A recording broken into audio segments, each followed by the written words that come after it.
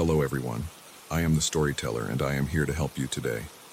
I know you use this video to fall asleep, so before that, like the video and subscribe to the channel. Also, where are you from and what time are you watching? Now get comfortable and relax. The photograph felt wrong in my hands. Not the weight of it. That was the same. The familiar wooden frame cool against my palms.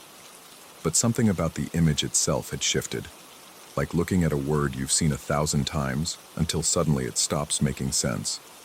I stood in my living room, late afternoon light slanting through the blinds in amber stripes, and stared at the picture from my college graduation. There I was, cap and gown, diploma in hand. There was my mother beside me, her smile exactly as I remembered it. But the face under the graduation cap, the one that should have been mine, belonged to someone else. The features were close enough. Same general structure, same build. But the eyes were slightly wider, the jaw more angular, the smile showing too many teeth. This person looked like they could be related to me, a cousin maybe, or a brother I'd never had.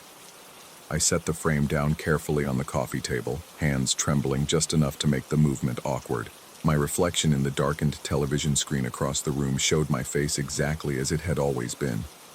The slightly crooked nose from that basketball accident in 9th grade, the scar through my left eyebrow, the uneven ears my grandmother had always said gave me character. I looked back at the photograph. The stranger in graduation robes stared back with my mother's arm around their shoulders. The rational part of my brain scrambled for explanations. I'd picked up the wrong photo somehow. I'd bought a frame at a thrift store and forgotten to replace the stock image. Someone had played a prank, swapped pictures while I was out. But I'd lived in this apartment for 3 years, and that frame had sat on that shelf for 3 years, and I had looked at it hundreds of times. I knew that photograph the way you know the sound of your own breathing. I checked the other frames around the apartment, moving through rooms with a growing sense of urgency that felt like insects crawling beneath my skin. My high school senior portrait. Wrong face. The camping trip with my ex-girlfriend. I wasn't in it anymore. Just her and 2 friends whose names I couldn't quite recall. My 25th birthday party. A stranger blew out the candles while everyone I knew smiled and cheered around them. The apartment felt different now, the familiar walls seeming to press inward, the afternoon light taking on a sickly quality that made everything look slightly faded, like old newspaper. I could hear my neighbor's television through the wall, a muffled drone of voices that might have been speaking words or might have been something else entirely. My own breathing sounded too loud in my ears, each exhalation sharp and immediate. I grabbed my phone with fingers that felt numb and distant, scrolling through my photo library with mounting desperation. Hundreds of images. Thousands, maybe. Graduations and birthdays. Concerts and lazy Sundays. Vacations and ordinary moments preserved in digital amber. I appeared in perhaps 10% of them now, maybe less. The rest showed the stranger living my life. Same clothes, same places, same people, but wrong face, wrong hands, wrong smile. My heart hammered against my ribs hard enough to hurt. I called my mother. The phone rang 4 times before she picked up, her voice carrying that particular tone of patient affection that meant she was busy but willing to talk to me anyway. When I tried to explain what was happening, the words came out jumbled and strange. She listened with what sounded like growing concern, asking careful questions about whether I'd been sleeping enough, whether work stress might be getting to me. She suggested maybe I should talk to someone, see a doctor perhaps, get some rest. The conversation felt like trying to grab smoke, each attempt to make her understand sliding away into reassurances and gentle worry. She never quite confirmed or denied anything about the photographs. She simply suggested I take care of myself and call her tomorrow when I'd had time to relax. After we hung up, I sat on my couch in the gathering dusk, not bothering to turn on lights.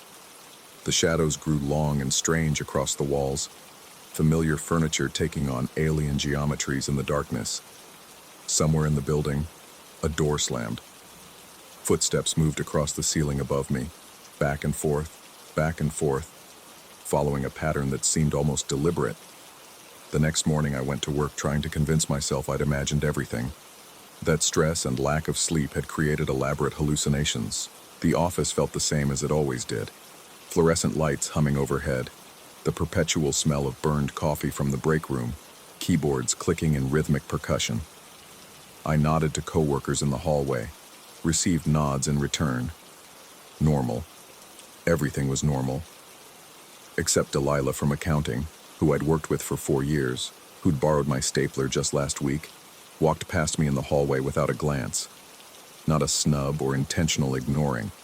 Her gaze simply passed over me as if I were part of the wall, a feature of the architecture beneath her notice.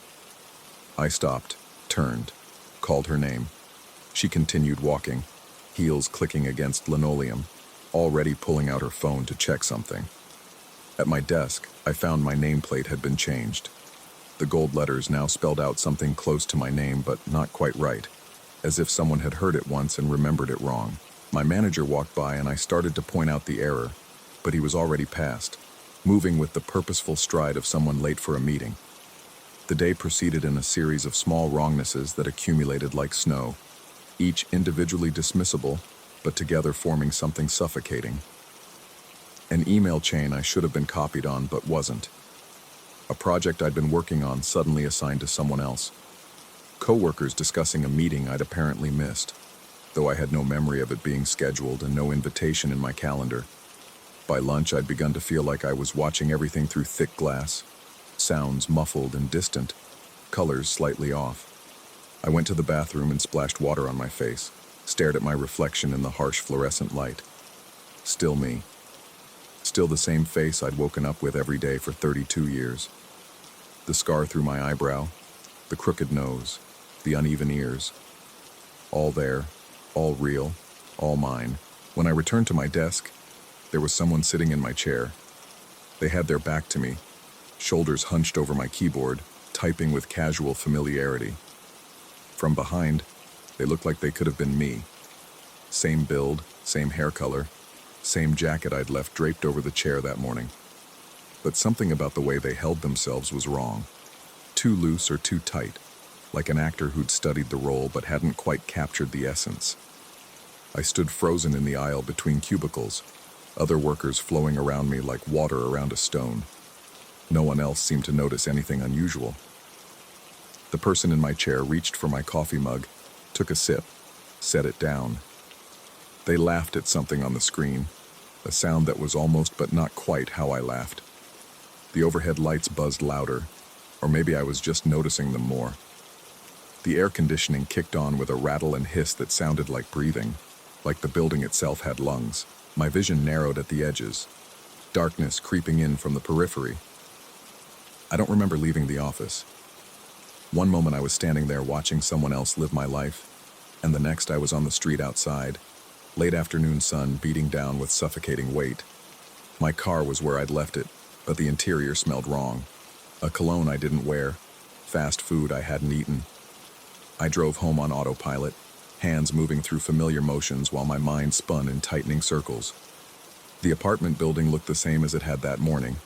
Same brick facade, same crooked number above the entrance, same crack in the sidewalk I always stepped over. I climbed the stairs to the 3rd floor, each step requiring conscious effort, legs feeling like they belonged to someone else. My key fit the lock the way it always had, the tumbler turning with its familiar resistance. Inside, someone was cooking dinner. I could smell it from the doorway. Garlic and onions, something with tomato sauce. Music played from the kitchen, a song I recognized but couldn't name, and beneath it the mundane sounds of someone moving through a familiar space with unconscious ease. Cabinet opening, water running, the clink of dishes. I stood in my own entryway, hand still on the doorknob, and listened to someone else inhabit my life. Part of me wanted to run, to turn around and leave and never come back. But a larger part, the part that had lived here for 3 years, that had painted these walls and hung those pictures and chosen that couch, couldn't quite process the impossibility of surrender. I moved through the apartment on silent feet, each room a catalog of small changes. My books on the shelves were the same but rearranged. The plant I'd been slowly killing through neglect looked healthy, green leaves reaching toward the window. The bed was made with different pillows, the bathroom held different products, the closet contained clothes that almost but not quite matched my style. In the kitchen doorway, I finally saw them clearly. They stood at the stove, stirring something in a pot, humming along with the music. From the side, the resemblance was even closer than in the photographs. They could have been my twin, my double, my reflection given independent existence. But their movements were smoother than mine, more confident, like they'd never doubted their right to exist in this space. They reached for a spice jar without looking, knew exactly where it would be. I tried to speak, to demand an explanation, to assert my presence in my own home. But my throat had sealed shut, words dying before they could form. The stranger. Though were they really the stranger, or was I? Continued cooking, continued humming, continued existing with easy grace in the space that had been mine. A key rattled in the front door lock. The stranger's face lit up with easy pleasure, and they called out a greeting to someone whose voice I recognized but couldn't place. Footsteps in the hallway, familiar and beloved, belonging to someone I'd been meaning to call, someone I'd been planning to see. They walked right through me. Not metaphorically, not figuratively. They passed through the space where I stood like I was made of smoke and morning mist. I felt it, the momentary chill, the sense of another person's solidity intersecting with my increasingly nebulous presence.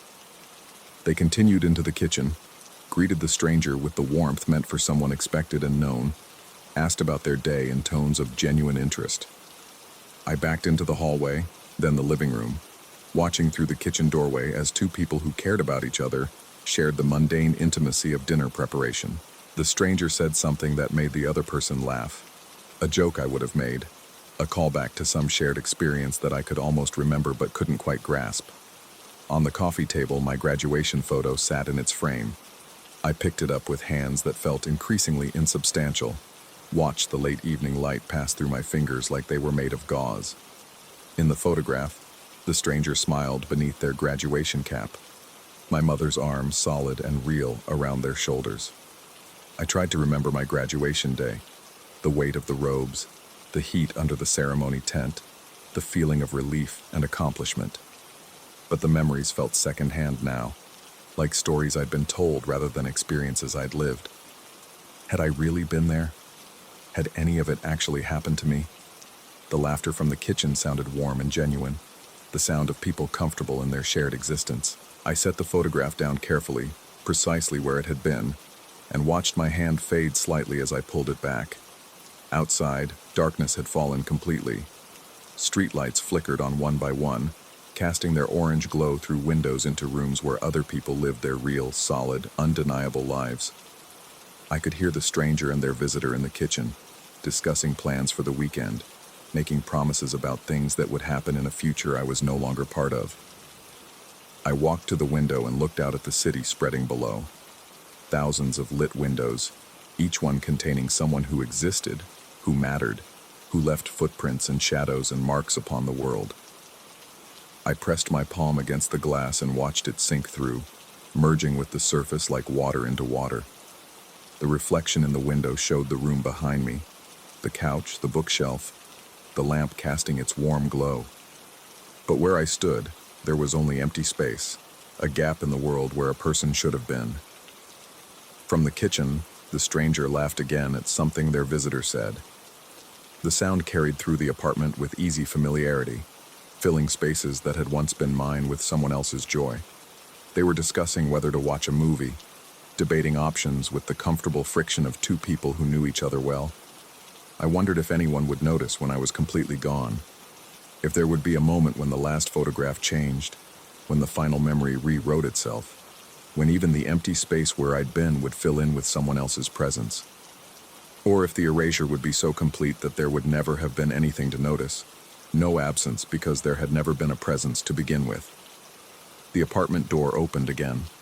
More visitors, more voices joining the warm constellation of people who belonged here. I heard my name spoken with affection, but it was the wrong version, the one from my office nameplate. Close but not quite right. Someone asked if I'd arrived yet, and the stranger called back that I was probably running late, that I should be here soon. They were expecting me, waiting for me. But I was already here, had always been here, was increasingly nowhere at all. I stood at the window and felt myself continue to fade, edges blurring, substance draining away like water through sand. The city lights blurred and doubled, sounds becoming distant, everything taking on the quality of a dream, half remembered upon waking. Behind me, someone who looked like me, moved through my apartment with easy confidence, inhabiting my space with more solidity than I'd ever managed. They poured wine for their guests, told stories about experiences I could no longer quite recall having lived, made plans for a future that would continue whether I was there to see it or not. And I stood at the window, or near it, or perhaps just in the memory of having once stood somewhere, watching my reflection fade from the glass while the room behind me filled with light and laughter, and the solid, undeniable presence of people who existed in ways I apparently never had.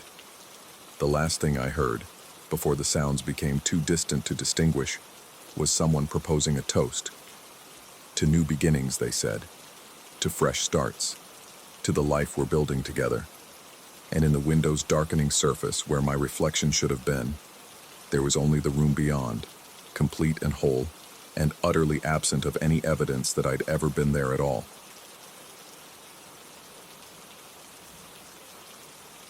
Story 2.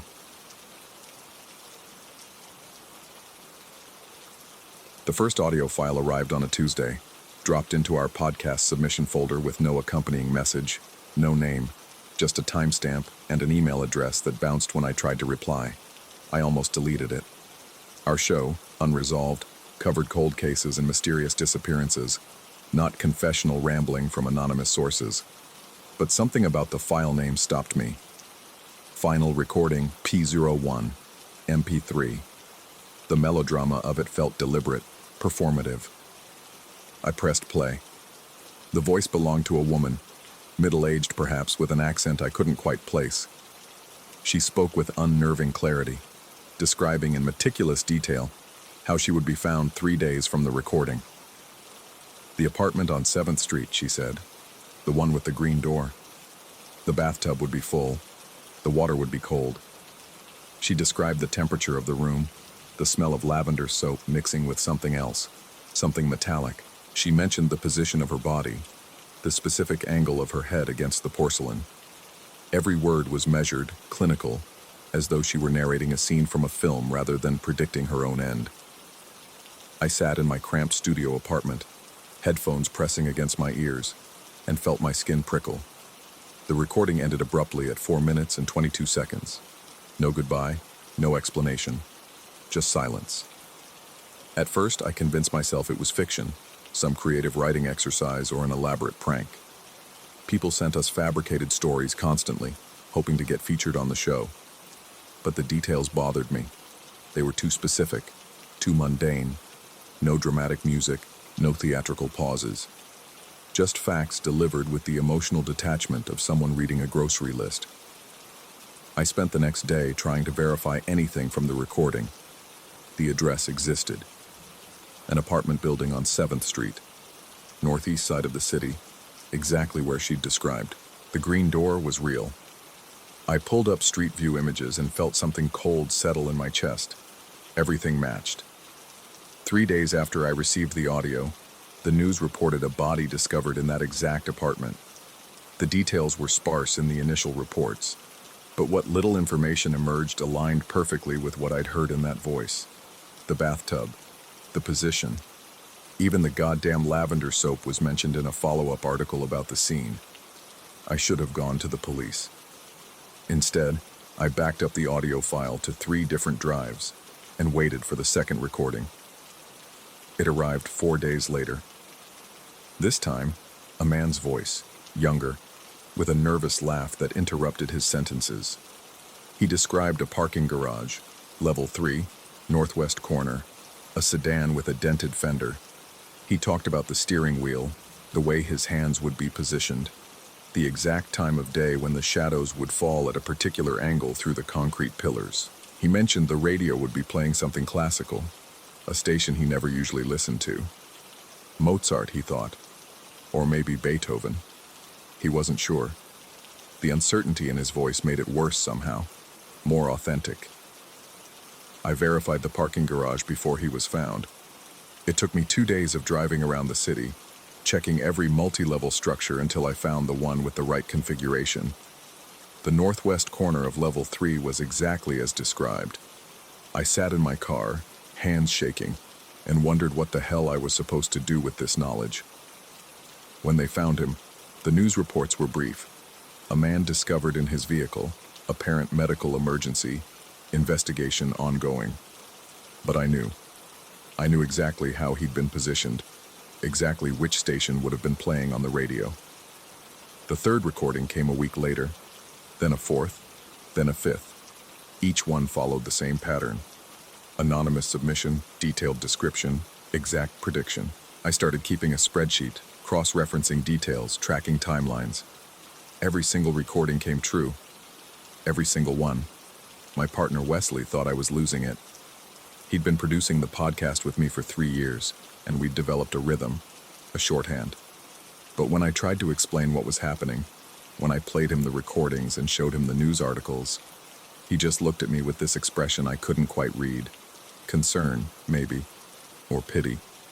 He suggested I was seeing patterns that weren't there, that I was working too hard, spending too many hours alone in my apartment with headphones on, listening to darkness. He said the recordings were probably sent after the events, that I'd mixed up the timestamps, that my memory was playing tricks. When I showed him the metadata, the email timestamps, the impossibility of faking that kind of detail before it happened, he got quiet. He suggested I take a break from the show. I didn't take a break. Instead, I became obsessed with finding the source. I hired a digital forensics expert who traced the emails through 7 different proxy servers before the trail went cold in a server farm in Eastern Europe. I contacted the families of those who'd been found, carefully, obliquely, asking if their loved ones had mentioned anything unusual in the days before. Most didn't respond. One woman told me her brother had seemed distracted, distant, like he was watching something no one else could see. Another mentioned his sister had been recording voice memos on her phone, something she'd never done before, but the phone was never recovered. The recordings kept coming, one every week or two, always anonymous, always accurate. I stopped sleeping properly. Every sound in my apartment building became significant. Every creak of the floorboards above me, every distant siren, every voice in the hallway might be someone else recording their final words, narrating their own ending. I started checking my own devices compulsively. My phone, my laptop, my recording equipment, looking for files I didn't remember creating, timestamps I couldn't account for. I'd wake up at 3 a.m. convinced I'd recorded something, convinced my own voice would be waiting in my submission folder, describing this apartment, this room, this exact moment. Wesley stopped answering my calls after I showed up at his place at 2 a.m., demanding he confirm he'd never heard me recording anything unusual. He looked frightened. Of me, I realized. He was frightened of me. The police were useless. I went to them after the 7th recording, brought everything I had, all my evidence, all my documentation. They took my statement with the kind of patience people reserve for the delusional. One detective, an older man with tired eyes, suggested I might be experiencing some kind of dissociative episode. He mentioned stress, suggested a counselor, asked if I had family I could stay with. I left before he could finish his sentence. That night, I went through every recording again, listening for something I might have missed. A clue, a pattern, anything that could explain how someone was predicting these events with such specificity. In the background of the 3rd recording, beneath the man's nervous voice describing the parking garage, I heard something. A sound. Barely audible but distinct once I isolated it and boosted the levels. Breathing. Not the subject's breathing. Something else. Someone else. Like there was another presence in the room, just out of range of the microphone, listening. I checked the other recordings. The breathing was there in all of them, buried in the background noise. Steady, patient, waiting. My hands were shaking so badly I could barely control the mouse. I enhanced the audio further, applied filters, tried to isolate any other sounds. In the fifth recording, beneath the breathing, there was something else, a voice, whispering, too quiet to make out words, but definitely human, definitely there. I was so focused on the audio that I almost missed the notification. Another email, another file. Final recording T14, MP3. I stared at the file name for a long time before I opened it. My cursor hovered over the play button. I thought about Wesley's expression, the detective's suggestion about counseling, the way my own reflection looked stranger every time I caught it in a window or mirror. I thought about walking away, deleting everything, pretending none of this had happened. I pressed play. My own voice filled the headphones. It took me several seconds to process what I was hearing because it didn't make sense, couldn't make sense. But there it was, undeniable. My voice describing my apartment, this room, the view from my window, the specific arrangement of my recording equipment, the coffee cup on the desk with the chip on the handle, the poster on the wall, slightly crooked, that I'd been meaning to straighten for weeks. I described how I'd be found, the position, the time of day, the way the afternoon light would come through the blinds at exactly 4:30, creating those parallel bars of shadow across the floor. I had no memory of recording this. None. The voice continued, my voice detached and clinical, listing details I recognized but didn't remember speaking. I described what I'd be wearing, the headphones I'd have on, the exact podcast episode that would be paused on my computer screen. And then, in the background of my own recording, I heard it.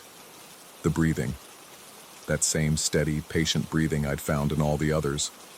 Someone had been there with me when I recorded this. Someone had been listening. The recording ended. I pulled off my headphones with numb fingers and looked around my apartment. Everything was exactly as I'd described it. The coffee cup, the poster, the angle of the light through the blinds. I checked the time on my computer. 4:26. 4 minutes.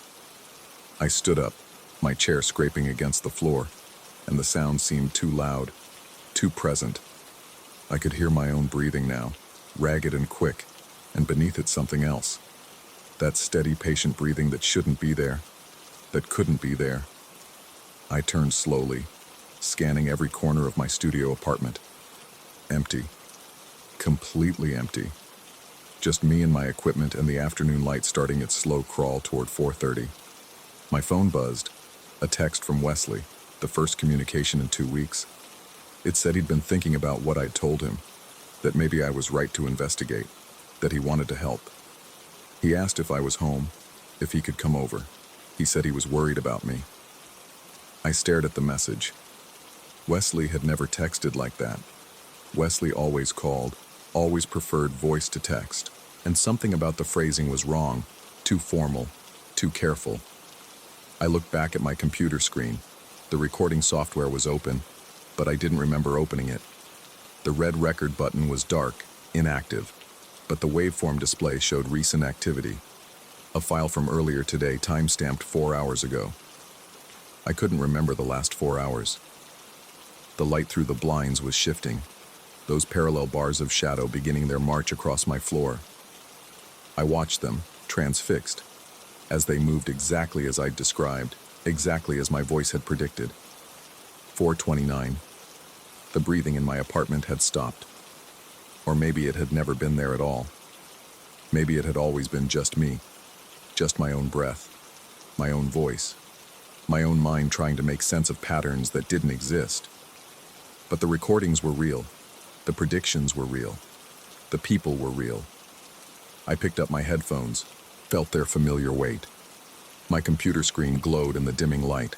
The paused podcast episode was one I didn't recognize, even though it was supposedly for my own show. Episode title, The Final Recording. I couldn't remember producing it. 4:30. The light fell exactly as I'd described. The shadows moved exactly as I'd predicted. And in the silence of my apartment, in that perfect stillness, I heard the sound of my own voice coming from somewhere I couldn't identify, playing back words I couldn't remember speaking, describing this exact moment with terrible precision. The breathing started again, steady and patient, and I couldn't tell anymore if it was coming from the recording or from somewhere else entirely. Story 3. The dream always begins the same way, with the smell of copper and wet earth, thick enough to taste on my tongue. I stand in a hallway that stretches impossibly long in both directions, walls the color of bruised skin pulsing with a rhythm that matches my heartbeat. The fluorescent lights overhead flicker in and out, and in those moments of darkness, I hear it breathing. A wet, rattling sound that comes from everywhere and nowhere at once. I know I'm dreaming. I've always known, from the very first time 3 weeks ago. But knowing doesn't help. Knowing doesn't stop what happens next. The thing appears at the far end of the hallway, where the shadows gather thickest. It's difficult to describe its form. My mind seems to slide off it, refusing to fully process what I'm seeing. Sometimes it walks on 2 legs, sometimes on 4. Sometimes it seems to have too many limbs, writhing like tentacles or fingers reaching, always reaching. The only constant is its face, or rather, the absence of one. Where features should be, there's only a smooth, pale surface that reflects nothing, absorbs nothing, exists as a void in the shape of a head. It moves toward me with a gait that's wrong, joints bending at angles that make my stomach turn. And as it approaches, I feel something being pulled from deep inside my chest, like a hook caught in my ribs, dragging something precious out through my skin. The sensation isn't quite pain, it's worse than that. It's loss. Pure, distilled loss. That's when I wake up, gasping, my sheets soaked through with sweat that smells faintly of rust. The coffee shop on Maple Street hummed with its usual morning crowd when I first heard someone else describe my nightmare. I'd been staring into my cup, watching the cream swirl in patterns that reminded me too much of the hallway walls, when the woman at the next table leaned over and asked if I was all right. Her name was Iris. She told me this after I admitted I hadn't been sleeping well. She had circles under her eyes so dark they looked like bruises, and her hands trembled slightly as she held her mug. When I mentioned bad dreams, something shifted in her expression, recognition mixed with something that looked dangerously close to relief. The creature she described matched mine exactly, down to the faceless void and the impossible angles of its movement. She spoke about the hallway, the flickering lights, the smell of copper and earth. But what disturbed me most was when she touched her chest, right over her heart, and said she could still feel it sometimes, that pulling sensation, like something was being extracted from her core. We weren't the only ones. Over the next few days, I heard fragments of conversations throughout town. A man at the grocery store mentioned to his companion that he couldn't shake a recurring nightmare. 2 teenagers at the bus stop talked about how everyone at school was having the same weird dream. The cashier at the drugstore, ringing up my sleeping pills that didn't work, had asked if I'd been having trouble sleeping too. Everyone was, she said, her voice dropping to a whisper as she glanced around nervously. Something was spreading through our town like a contagion, infecting our nights with the same horror.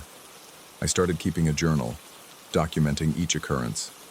Night after night, the dream returned with mechanical precision, always identical in its broad strokes but varying in its details. Sometimes the hallway had doors that opened onto impossibilities, rooms that led into other rooms that shouldn't exist, spaces folded in on themselves. Sometimes I could hear voices calling from behind those doors, voices I almost recognized, speaking words I couldn't quite understand.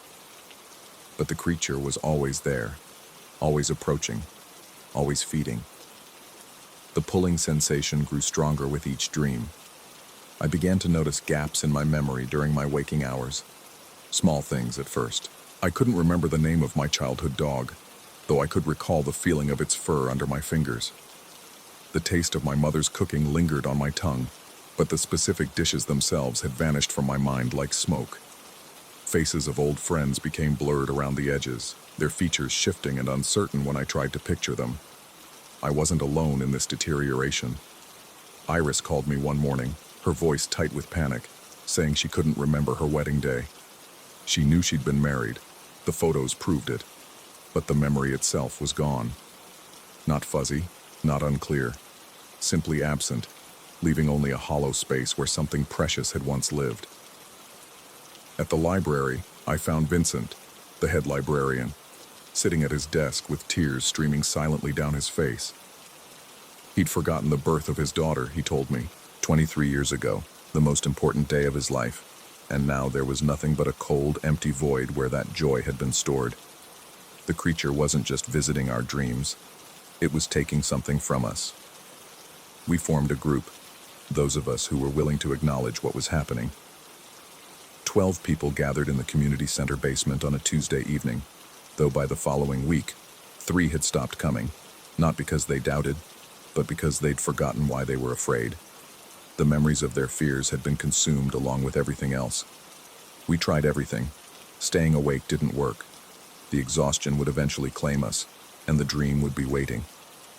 Sleep deprivation made it worse, actually, made the experience more vivid, more visceral. One man tried sleeping in a different town, driving 2 hours to stay with relatives, but the dream followed him there too. Geography meant nothing to whatever this was. Iris suggested we try confronting it, facing the creature instead of running. The idea terrified me, but I was desperate enough to try anything. That night, I forced myself to stand still in the dream hallway as the thing approached. Its eyeless face came close enough that I could smell its breath. Sweet and rotten, like fruit left too long in the sun. The pulling sensation intensified until I thought my chest might split open, my ribs cracking apart to give it easier access to whatever it wanted. I reached out to touch it, to prove it was real or prove it wasn't. I don't know which I hoped for more. My fingers made contact with its surface, and the texture was wrong. Simultaneously smooth and rough, warm and freezing, solid and liquid. The moment I touched it, images flooded my mind.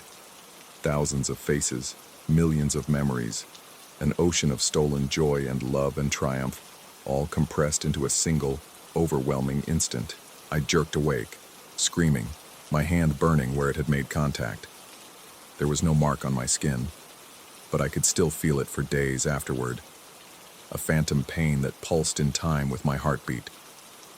The town began to change, slowly at first, then accelerating. People moved through the streets like ghosts, their faces blank, their eyes distant. Conversations became sparse, functional. Why waste words on stories you couldn't remember? Why reminisce about a past that had been hollowed out?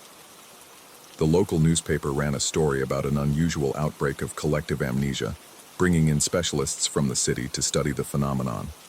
The doctors found nothing wrong with us. Our brains were healthy, our neural pathways intact. One specialist suggested mass hysteria, another proposed environmental contamination, a third theorized about some unknown virus affecting memory formation.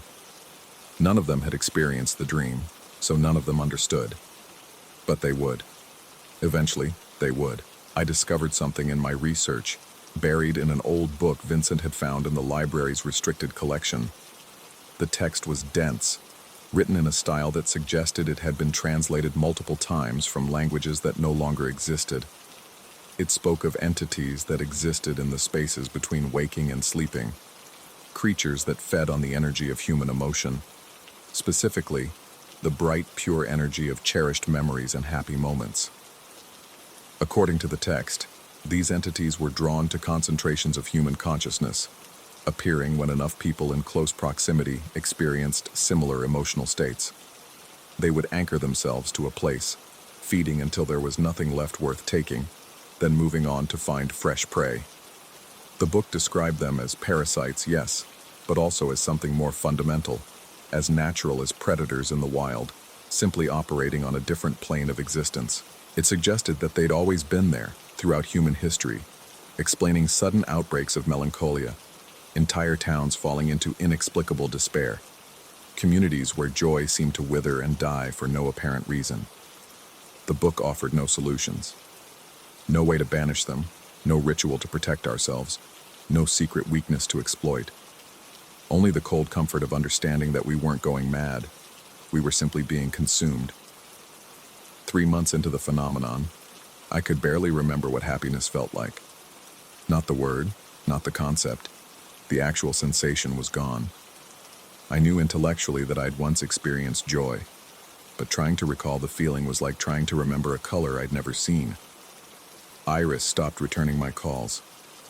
When I went to her apartment, her landlord said she'd moved out suddenly, left no forwarding address. The other members of our group had similarly scattered or simply faded away, their interest waning as their memories of why we'd gathered in the first place were systematically erased. I kept waiting for the creature to take everything, to drain me completely, but it never did. It left just enough: fragments, shadows, the vague outlines of what had once been whole and vibrant. Perhaps that was part of its nature, to leave its prey alive but empty, capable of forming new memories that it could harvest in turn, an endless cycle of feeding and replenishing. Or perhaps I was wrong about all of it. Late at night, when the fear becomes overwhelming, I wonder if the creature exists at all. What if this is just my mind breaking down, constructing an elaborate fiction to explain away the simple, terrible reality of neurological decay? What if we're all experiencing the same hallucination because we've been exposed to something toxic, something seeping up from the ground or drifting in from the chemical plant on the edge of town? What if the dreams are just dreams, and the memory loss is just memory loss, and there's no monster at all? Just a group of terrified people desperately seeking patterns in randomness, meaning in chaos? But then I lie down to sleep, and the smell of copper and wet earth fills my nostrils before I even close my eyes. The hallway is waiting, always waiting, and at the end of it, the faceless thing continues its eternal approach. Last night, something changed.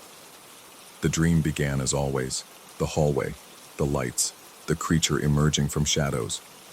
But this time, as it drew closer, I noticed something I'd never seen before. Behind it, stretching back into the darkness, were others. Hundreds of them, maybe thousands, all moving in the same direction, all converging on the same destination. They weren't coming for me. They were coming through me, using our town as a gateway, passing from wherever they existed into this world. And in the dream, I turned to look behind myself, and I saw what they were moving toward. Other towns, other cities, spreading outward like a slow-motion plague, following pathways I couldn't fully perceive, drawn by the ambient happiness of humans going about their lives, completely unaware of what was coming for them.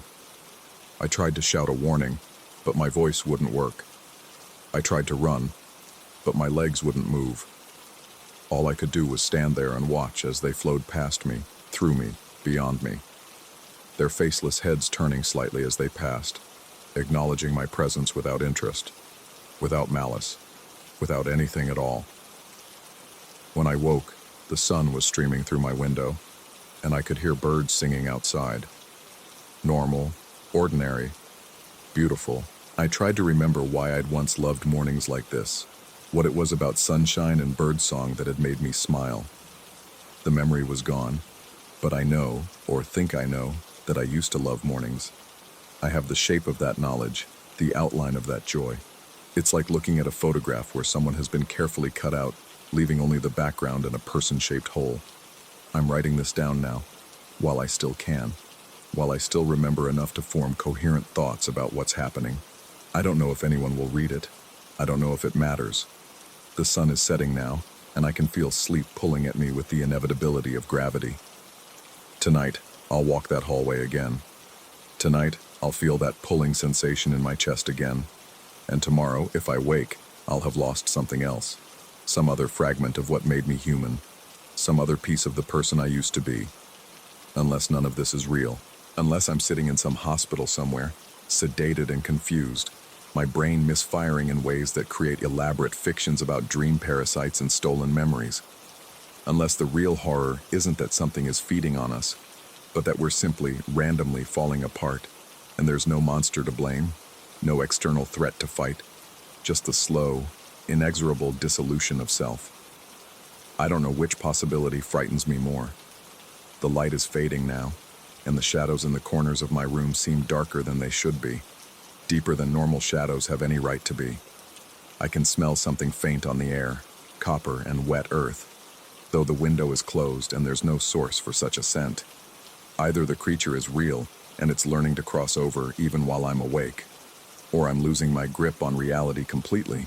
Or, and this is the thought that keeps me frozen in place, unable to move, barely able to breathe. Both things are true simultaneously, and there's no meaningful difference between them anymore.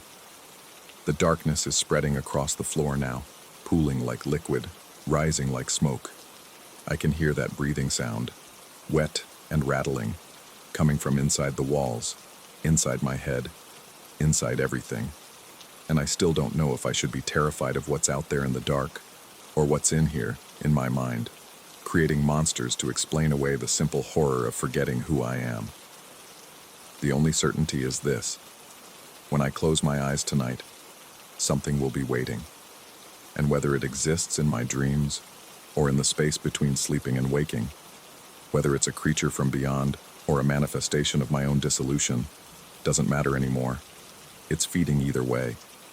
And I'm getting so very, very tired. Story 4. The insomnia started 3 weeks after I moved into the Castellano apartments. Nothing dramatic at first, just the usual adjustment period to a new place, new sounds, new shadows crawling across unfamiliar walls. But then it became something else. Something that made me wish I'd never signed that lease. My apartment faced east, which meant mornings brought a wash of pale sunlight through the bedroom window.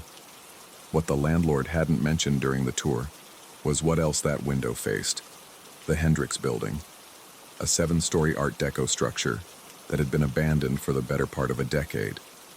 Its windows were dark mouths, many broken or boarded over.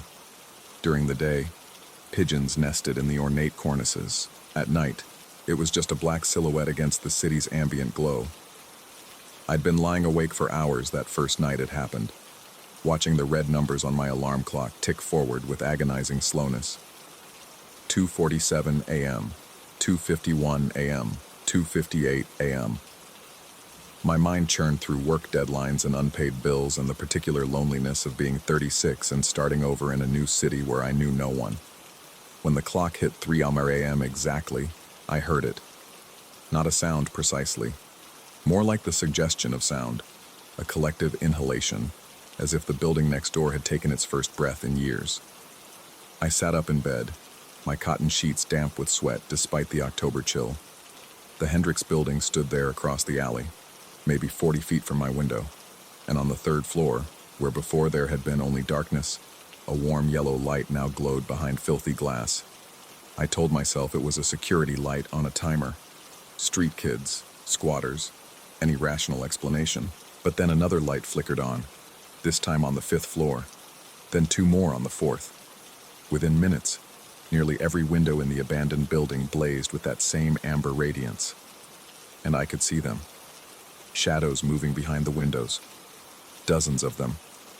Human shapes pacing back and forth, sometimes pressing close to the glass as if searching for something in the darkness outside. My throat went dry. I grabbed my phone from the nightstand, fingers fumbling to open the camera app. But when I held it up to snap a photo, the screen showed only black windows. I lowered the phone and looked directly at the building. The lights were still there, the figures still moving. Raised the phone again. Darkness. The camera saw something different than my eyes. At 4:01 a.m. the lights went out. All at once, as if someone had thrown a master switch.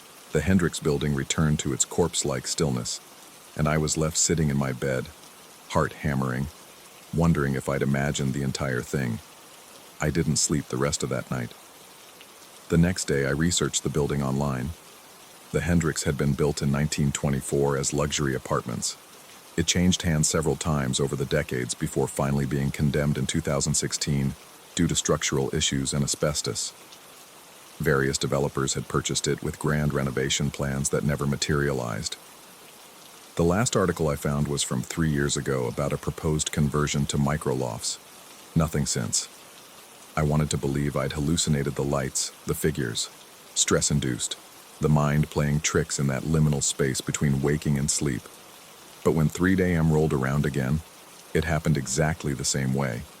That collective breath, the lights blooming like night flowers, the shapes behind the glass, more agitated this time, their movements jerky and frantic. I moved closer to my window, close enough that my breath fogged the glass. One of the figures on the third floor seemed to notice. It stopped pacing and turned toward me. I couldn't make out features through the grime and distance, but I felt the weight of its attention like pressure behind my eyes. Then it pressed both hands against its window. The gesture was unmistakable, a plea, or a warning. I stumbled backward, nearly tripping over my laundry basket. When I looked again, more of them had noticed me. Faces pressed to the glass on multiple floors, hands splayed against windows. The lights seemed to pulse now, growing brighter and more urgent. I could almost hear them, not with my ears but somewhere deeper, a chorus of whispers seeping through the walls, through the air itself, wordless but insistent.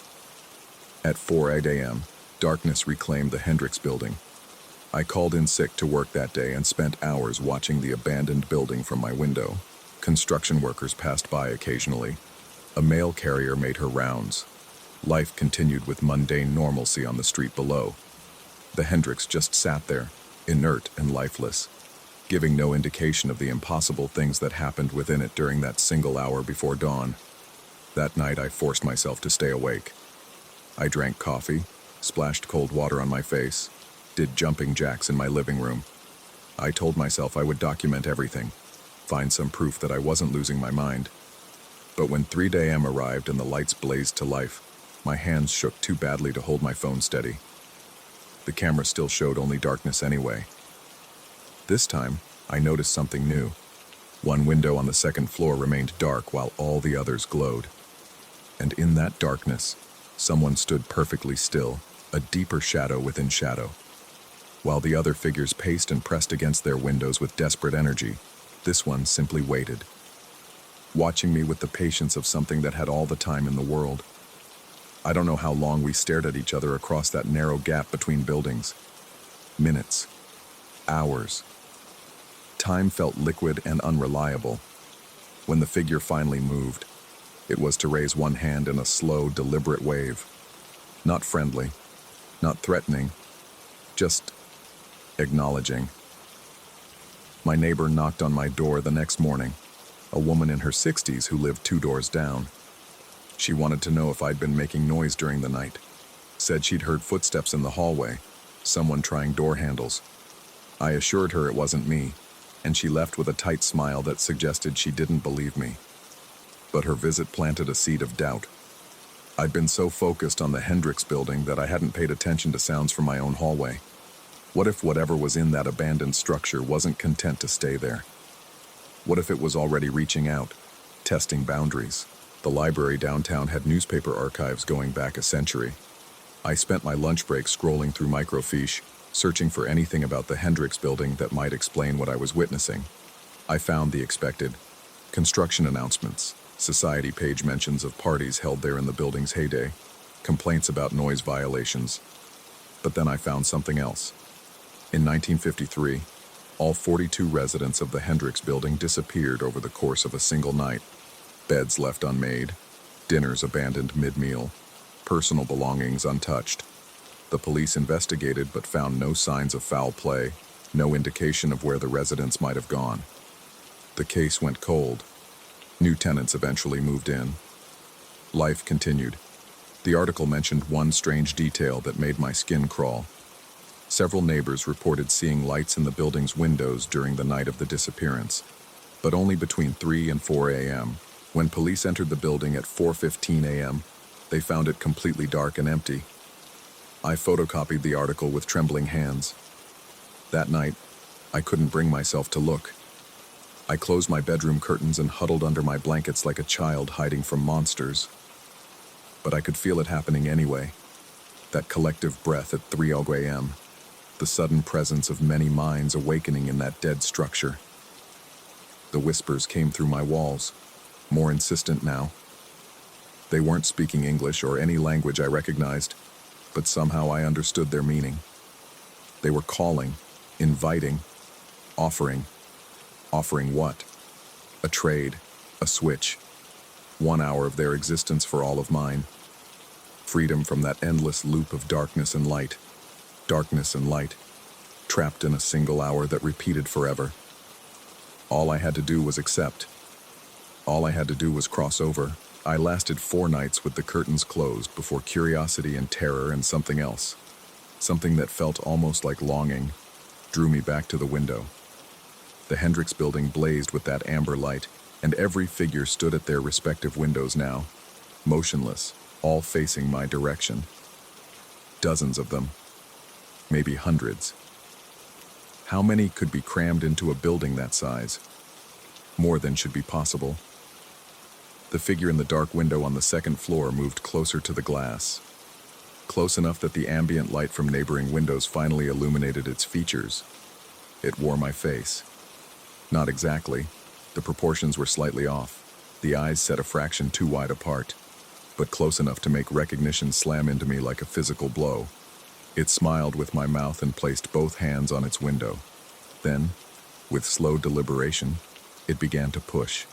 The glass bowed outward, warping in ways that glass shouldn't warp. The whispers crescendoed into a roar inside my skull. I don't remember making the decision to move. One moment I was frozen at my window, and the next I was in my hallway, then in the building's stairwell, then out in the cold October air. The alley between my building and the Hendricks was choked with trash and dead leaves. A security fence blocked the main entrance, but someone had cut through the chain link long ago. I ducked through the gap. The Hendricks building's front door hung off its hinges. The lobby beyond was a cavern of shadows and decay. Broken tiles, peeling wallpaper, the smell of mold and rust and something else. Something like ozone before a thunderstorm. I pulled out my phone and turned on the flashlight. The beam cut through the darkness, revealing graffiti and water damage and evidence of animals nesting in corners. The building was utterly silent, empty, cold. I checked my phone's clock. 3:47 a.m. The stairs groaned under my weight. I climbed to the second floor, then walked down a hallway lined with doors, all of them closed. My flashlight beam trembled as I searched for the apartment that corresponded to the dark window I'd been watching. The apartment where the thing with my face waited. I found it at the end of the hall. Unlike the others, this door stood slightly ajar. I pushed it open with one finger, half expecting hands to reach out and grab me. But there was only darkness, only silence. The apartment was bare. No furniture, no signs of habitation. Just 4 walls, a ceiling, a floor covered in a thick layer of dust. My footprints were the only disturbance in that gray blanket. No one had been here in years. I walked to the window and looked across the alley at my own apartment. The light in my bedroom was on. And there, behind my window, a figure stood watching the Hendricks building. Watching me. It had the same stance, the same posture I'd maintained for so many nights. From this distance, I couldn't make out features clearly, but I knew what I would see if I could. My phone's clock read 3:59 a.m. The whispers returned, rising from the walls, the floor, the air itself. They weren't offering anymore. They were celebrating, welcoming. The building breathed in around me, and I understood with crystal clarity what the figure in my apartment understood. We had finally traded places. It would live my life, sleep in my bed, wake to sunlight and morning routines. And I would have this single hour between 3 and 4 a.m., stretching out into eternity. The lights went out at 4 a.m. exactly. I wait now in the darkness. 23 hours and 59 minutes of nothing, followed by 1 hour of existence. During that hour, I press my hands to the window and watch the figure in my apartment. It waves at me sometimes, a slow and deliberate gesture. Not friendly, not threatening, just acknowledging. Eventually, someone new will move into one of the apartments across the alley. Someone who can't sleep. Someone who will watch the Hendricks building between 3 and 4 a.m. and see the lights, the figures, the desperate hands pressed to glass. Someone who will be curious enough, lonely enough, frightened enough to come investigate. And when they do, I'll be waiting in my dark window on the second floor. I'll be ready to trade. Story 5. The first thing I noticed when I arrived at the edge of Hollowmere Woods was the silence. Not the peaceful kind that settles over a forest at dusk, but something heavier, more deliberate. The kind of silence that feels like it's listening back. I'd driven 6 hours from the city after my editor forwarded me the police report, a document so bizarre that 3 different precincts had passed it along like a bad luck charm before it landed on my desk. The report described individuals who'd vanished from this region between 1967 and 1983, all of them found wandering the same stretch of woodland 2 weeks ago. The impossible part wasn't that they'd been found. The impossible part was that they hadn't aged a single day. My profession had taught me to be skeptical. 20 years covering crime and human interest stories breeds a particular kind of cynicism. But something about this case had wormed its way under my skin the moment I'd read those words. Subjects appear physically unchanged from the time of their disappearance, showing no signs of aging or awareness of elapsed time. The ranger station sat at the forest's mouth like a yellowed tooth, paint peeled from its wooden exterior in long, papery strips, and the windows reflected the dying afternoon light in a way that made them look less like glass and more like cataracts. I'd called ahead, and the ranger, a man named Elwood who'd worked this land for 30 years, had agreed to meet me, though his voice on the phone had carried a tremor I couldn't quite place. He was waiting on the porch when I pulled up, a tall figure with shoulders that curved inward as if he'd spent years trying to make himself smaller. His face had the weathered quality of someone who'd seen too much sun and not enough sleep. When I approached, he didn't offer his hand, just nodded toward the tree line behind the station. They'd found them there, he told me, his words coming slow and measured, all 17 of them, standing in a rough circle in a clearing about 2 miles in. They weren't moving, weren't speaking, just standing there in the pre-dawn darkness like they'd been waiting for someone to arrive. The state police had cordoned off the area immediately, brought in specialists from 3 different agencies. Nobody could explain it. Nobody wanted to try. What struck me most about Elwood's account wasn't what he said, but how he said it. His eyes kept drifting past my shoulder, scanning the forest behind me with the nervous energy of prey animal. Several times he started to say something, then stopped himself, his jaw working around words he couldn't quite push out. When I asked if I could see the clearing, his whole body tensed. The Forest Service had closed the trail, he said, official orders.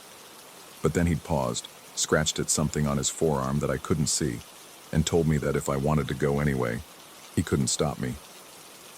The way he said it felt less like permission and more like absolution, as if he needed to know that what happened next wasn't his fault. The trail wound through dense undergrowth, the canopy above so thick it turned late afternoon into premature twilight.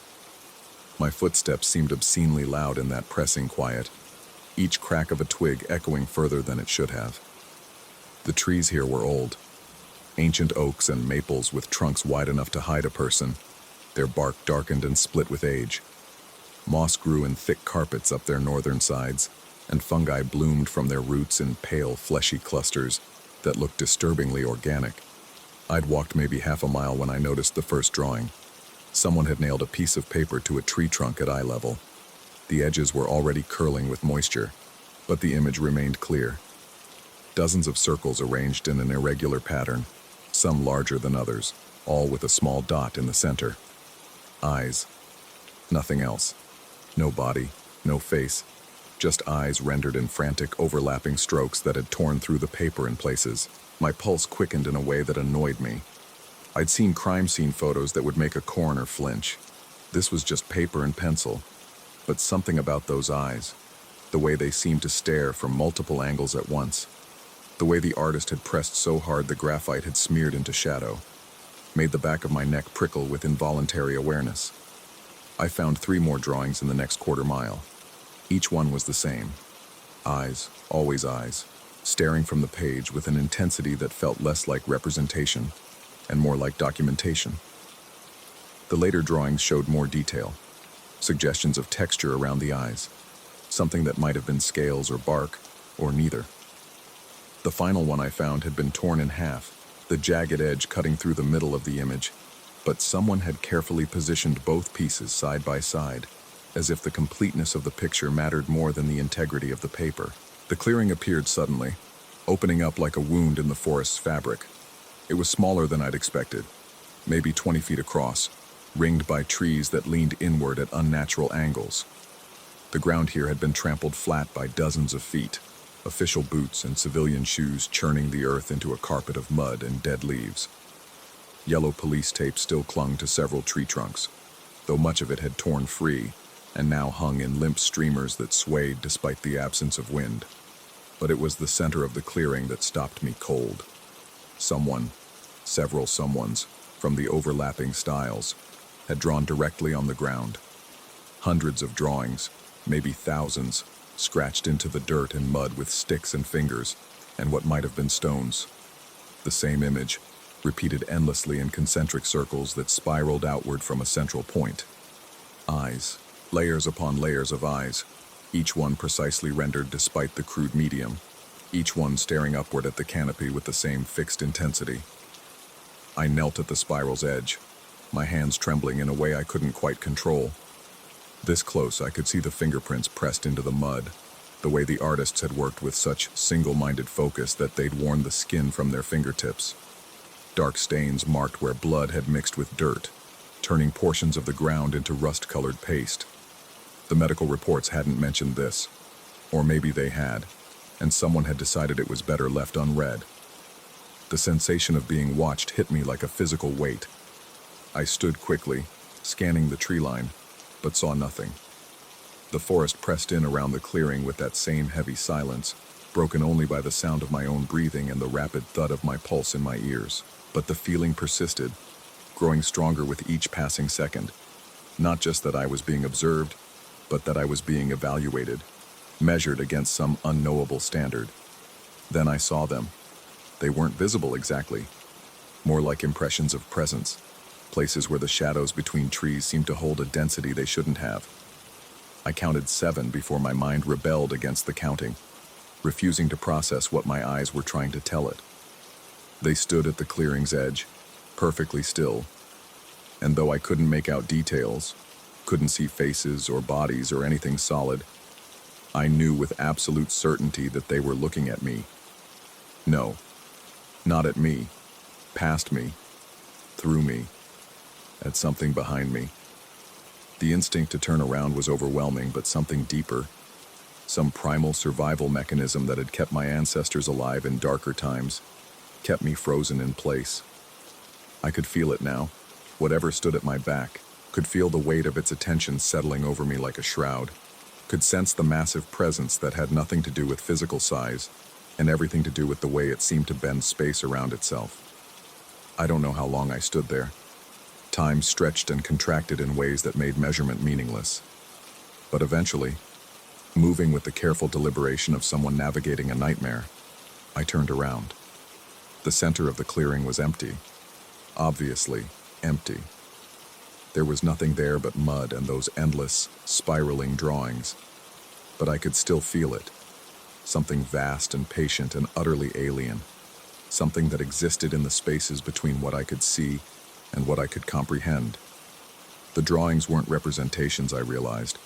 They were directions. Maps. Ways of showing what couldn't be shown. Of making visible something that existed outside the normal boundaries of sight. It was waiting. The knowledge hit me with the force of revelation. Whatever this thing was, it had been waiting here for decades, maybe longer. The people who'd disappeared, the ones who'd somehow returned unchanged, they hadn't been taken. They'd been invited, chosen, and now they'd come back, not to escape, but to prepare the way, to warn or welcome or both. I backed away from the clearing, my eyes fixed on that empty center, unable to look away from the space where nothing existed but everything felt. The shadows at the tree line had grown denser, more numerous, more of them gathering to watch this moment, this crossing of some threshold I didn't understand. My foot caught on an exposed root and I stumbled, breaking eye contact with the clearing for just a moment. When I looked back, the quality of the light had changed. Or maybe it was my perception that had changed. The drawings on the ground seemed to move now, the eyes shifting and blinking in the corners of my vision, never quite in motion when I looked at them directly, but alive with purpose when I looked away. I ran. The trail back felt longer than it should have. the forest pressing closer on all sides. Branches reached for me with fingers I could almost see, and the silence had given way to whispers. Not words exactly, but something that moved in the spaces where words should have been. Behind me, I could hear nothing pursuing, but the absence of sound felt more threatening than any noise could have been. Elwood was gone when I reached the ranger station. The door hung open, swinging slightly in a breeze I couldn't feel. On the porch, someone had left a piece of paper weighted down with a stone. I knew what I'd find before I picked it up, but some compulsion made me look anyway. Eyes, hundreds of them, drawn with the same frantic energy I'd seen in the clearing.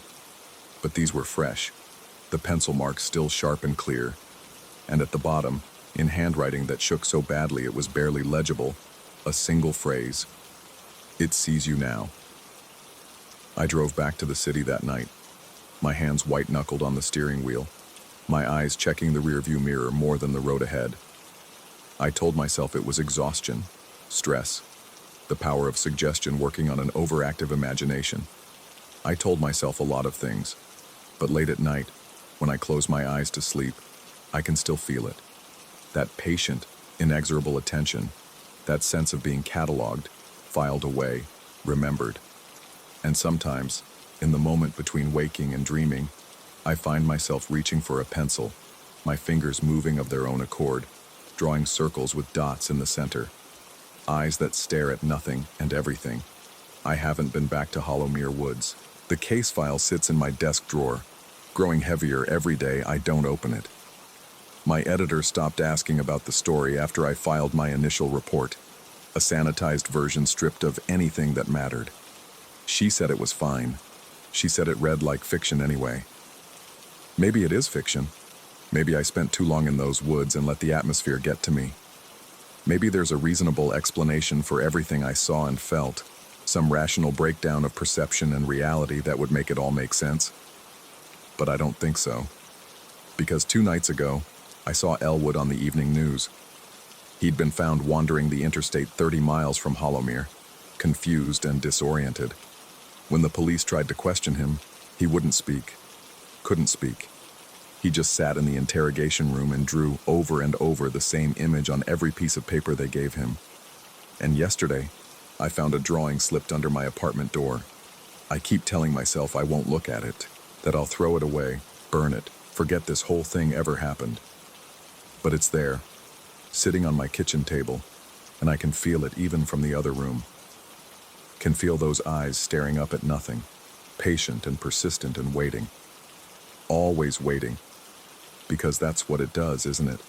This thing in the woods, this presence that exists in the gaps between what we can see and what we can know.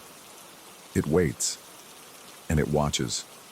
And sooner or later, everyone who sees it starts drawing those eyes, trying to make sense of something that exists beyond sense, trying to map the unmappable. I wonder sometimes what it's waiting for, what it wants, whether the people who disappeared all those years ago, who came back unchanged but fundamentally altered, whether they know, whether they could tell me if they still had the words. But mostly, I wonder when I'll go back, because I will go back. I can feel that certainty growing inside me like a seed taking root, patient and inevitable.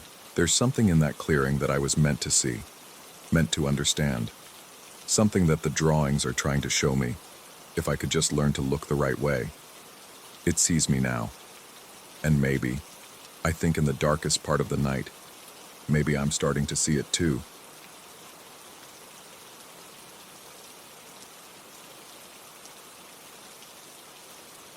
Story 6.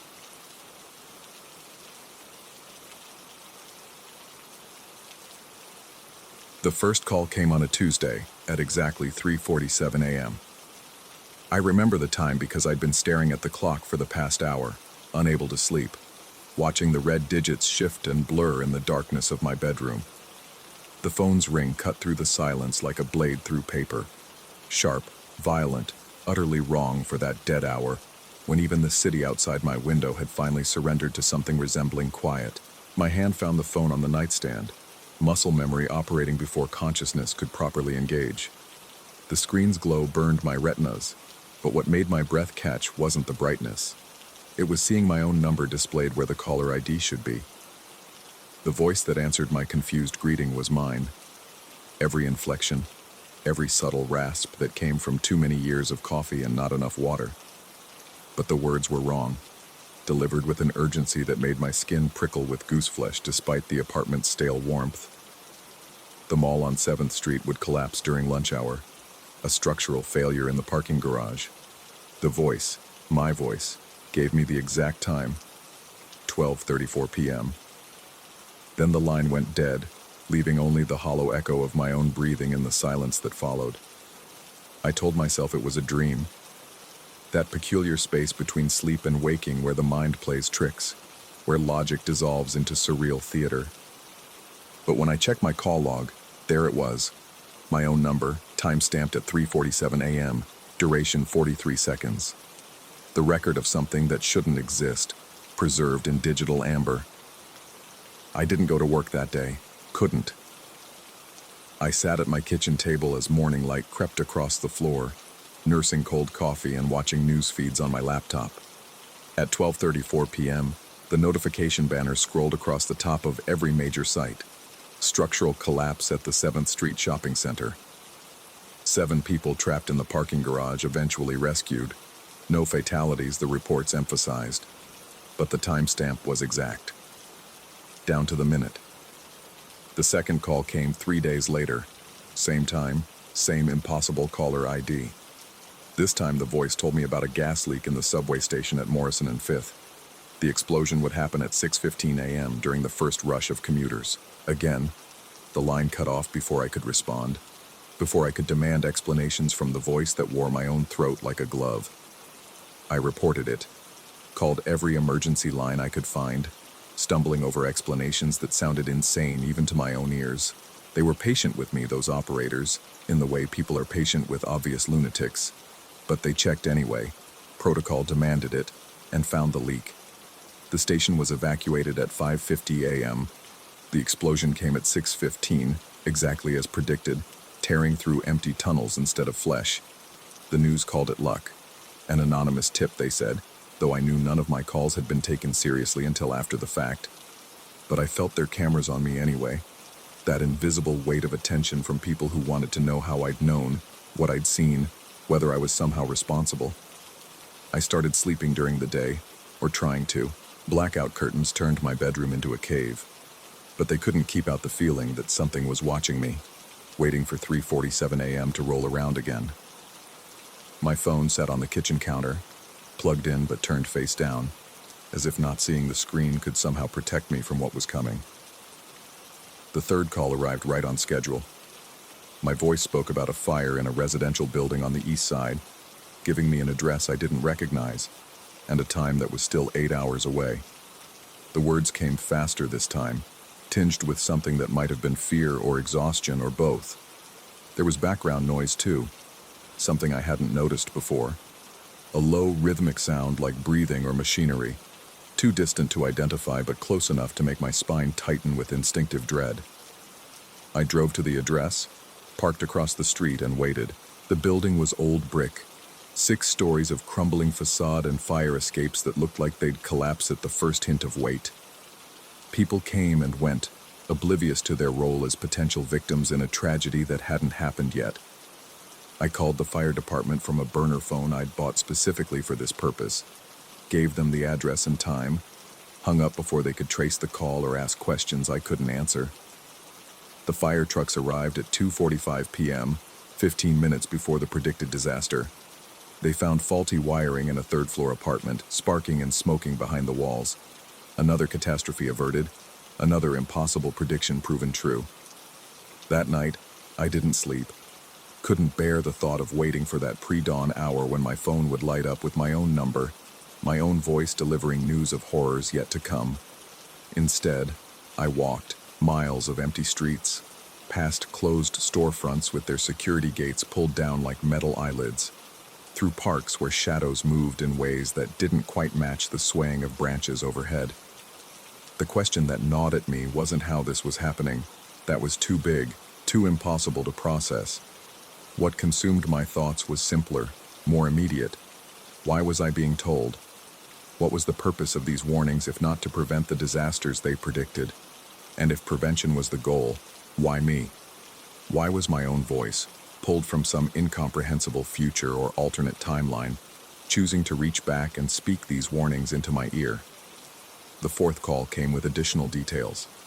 A bridge closure due to structural stress, the exact moment a support cable would fail during inspection.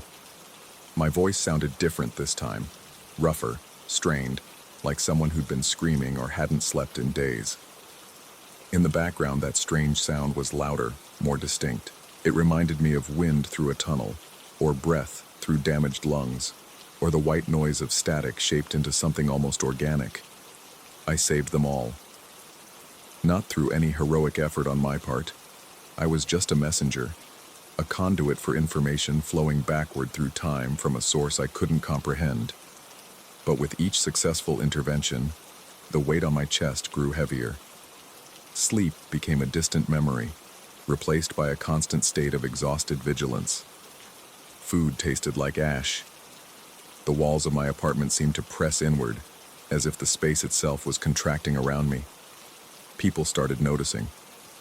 My boss suggested I take time off, citing stress and the obvious deterioration of my appearance. I'd lost weight, couldn't remember my last proper meal. My reflection in store windows and bathroom mirrors looked increasingly unfamiliar, all hollow cheeks and red-rimmed eyes, like a stranger wearing my face as a poorly fitted mask. The fifth call came, then the sixth, then the seventh, each one precisely timed, each one arriving in that dead hour before dawn when the world felt thin, as if reality itself was just a membrane that could be pierced by something pressing from the other side. The predictions continued: a construction accident, a chemical spill, a falling piece of scaffolding that would have crushed someone if I hadn't called in another anonymous warning. But with each call, my voice on the other end sounded worse, more desperate. The background noise grew until it was almost as loud as the words themselves, that terrible rhythmic sound that I'd started hearing even when the phone wasn't ringing. I heard it in the ventilation system of my apartment, in the rush of traffic outside, in the spaces between heartbeats when I pressed my fingers to my wrist and felt my pulse jumping like something trying to escape. I started researching, spent hours in library archives and online forums dedicated to fringe science and temporal theory. Most of it was nonsense. Time travel paradoxes and quantum mechanics explained by people who clearly didn't understand either. But some threads caught my attention. Stories of people receiving warnings from themselves, of information flowing backward through cause and effect until the original source became impossible to trace. The accounts always ended the same way. The warnings stopped, and the people who'd received them were never heard from again. The eighth call came with a different message. My voice told me about a car accident, make, model, license plate, exact intersection, precise time. But then it added something new, something that made my blood freeze in my veins. The driver's description matched me: hair color, height, the jacket I'd bought last week and had been wearing constantly because some animal part of my brain had convinced itself that changing clothes would somehow change my fate. I stayed home, didn't leave the apartment, didn't go near my car. At the predicted time, I stood at my window and watched the intersection below, saw the crash happen exactly as described. Two vehicles colliding in a shower of broken glass and twisted metal, but no third car, no me. The driver who would have been me, who should have been me, simply wasn't there because I'd chosen not to be. For the first time since this began, I felt something like hope. Maybe the warnings weren't just predictions. Maybe they were instructions, a way to change what was coming by knowing it in advance. Maybe I was supposed to learn, to adapt, to rewrite the future one prevented disaster at a time. The ninth call shattered that hope. My voice was barely recognizable now, reduced to a harsh whisper wrapped around words that came too fast, tumbling over each other in desperate urgency. It told me about tomorrow, not about some distant tragedy to prevent, not about other people's lives hanging in the balance. It told me about my phone, about how I shouldn't answer it, how I should throw it away, destroy it, cut myself off from whatever connection had been established between now and that other time, that other version of myself that kept calling from somewhere I couldn't see or understand. The voice, my voice, was begging. "Please," it said, and that single word contained more raw terror than anything I'd experienced in all the previous calls combined. "Don't answer tomorrow. Don't pick up. Let it ring. Let it stop. Just let it stop." Then, like all the others, the line went dead. I'm writing this now at 3:45 a.m., 2 minutes before the call should come. My phone sits on the table in front of me, screen dark, volume turned up so I won't miss the ring. Every rational part of my mind is screaming at me to listen to the warning, to throw the phone out the window, to run as far and fast as I can from whatever is about to happen. But I can't. Because if I don't answer, if I don't hear what comes next, I'll never know. Never understand what this has all been for, why my own voice has been reaching back through time to warn me, to save others, to lead me to this specific moment where two versions of myself meet across the barrier of hours and days and causality itself. The clock shifts to 3:46. My hands are shaking. I can hear that sound now, that background noise from all the previous calls, except it's not coming from the phone anymore. It's coming from everywhere, from the walls, from the air itself, from inside my own chest where my heart is hammering against my ribs like something desperate to break free. 3:47. The phone lights up, my number. My face reflected in the dark screen, distorted and wrong. My finger hovers over the answer button. I can hear myself breathing, too loud in the silence, and I can't tell anymore if it's the sound of my own lungs or that terrible noise that's been building behind every call, growing stronger, drawing closer, waiting for this exact moment when past and future collapse into a single point of impossible contact. The phone keeps ringing, and I realize, with a clarity that feels like ice water in my veins, that the voice on the other end has never been calling from the future at all. It's been calling from right now, from this moment. From the exact instant when I lift the phone to my ear and finally understand what I've become. Not a recipient of warnings, but their source. Not the one being saved, but the one doing the calling, reaching back through all those previous mornings, trying desperately to warn myself not to answer this final call, knowing even as I dial my own number that I won't listen, that I never listened, that the loop was already closed before it ever began. My finger touches the screen. The call connects, and on the other end of the line, I hear myself start to scream. Story 7. The doll arrived 3 days after my father's funeral, wrapped in yellowed newspaper from 1952 and smelling of attic dust and something else. Something organic and faintly sweet, like flowers left too long in stagnant water. I found it on my doorstep at dawn, no note, no return address, just that newspaper cocoon and a locked mahogany box beneath it. The key hung from a tarnished silver chain looped around the package.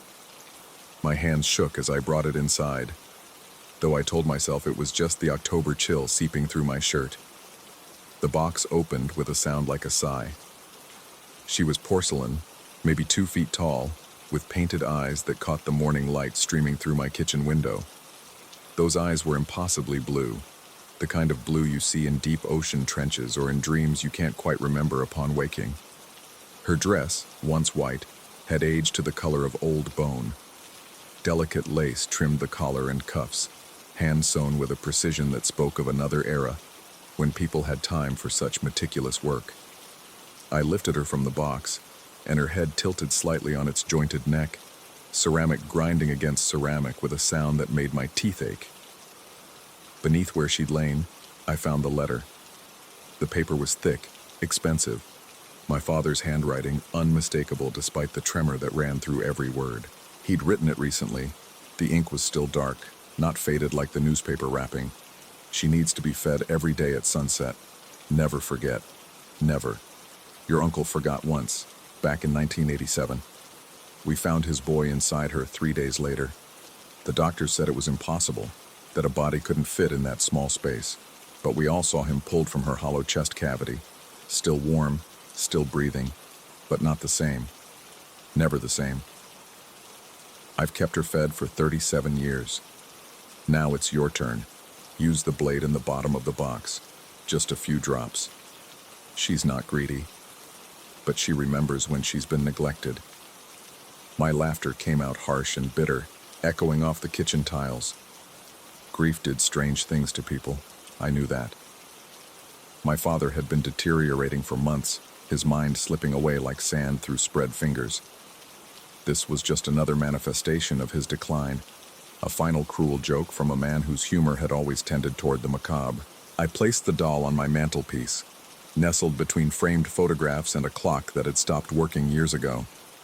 She looked almost quaint there, a relic of childhood innocence, except for those eyes that seemed to track my movement across the room. The blade in the bottom of the box was small, surgical, with a carved ivory handle worn smooth by generations of use. I left it there and closed the lid. That first night, I woke at 3:17 a.m. to the sound of breathing that wasn't mine. It came from downstairs, slow and measured, the wet rasp of air through a throat that shouldn't exist. I lay in bed, sheets twisted around my legs, sweat cooling on my skin despite the autumn cold, and told myself it was the old house settling, the radiator clicking on, the wind in the eaves. But the breathing continued, patient and rhythmic, and underneath it I heard something else. A faint scratching, like fingernails on wood. I didn't go downstairs. I turned my face to the wall and counted my own breaths until dawn painted gray light across my bedroom ceiling. The next evening, as the sun bled red across the horizon, I found myself standing in front of the mantelpiece, the doll's blue eyes fixed on mine. My hand had retrieved the box without conscious thought, my fingers wrapping around the small blade's handle. The ivory was warm, as if someone else had just been holding it. This was insane. I was a rational man, a CPA with a mortgage and a subscription to the Wall Street Journal. I didn't believe in curses or haunted dolls or family legends whispered over holiday dinners after too much wine. My uncle's son, cousin Raymond, had simply run away, and the story had grown teeth and claws over the years, as family stories do. The official report said he'd been found 3 towns over, confused and dehydrated, speaking nonsense about darkness and the smell of porcelain. But my hand was already raising the blade to my thumb. Just a few drops, my father's letter had said. Just a few drops. The blade was sharper than it looked. A thin line of red welled up immediately, and I held my thumb over the doll's slightly parted lips.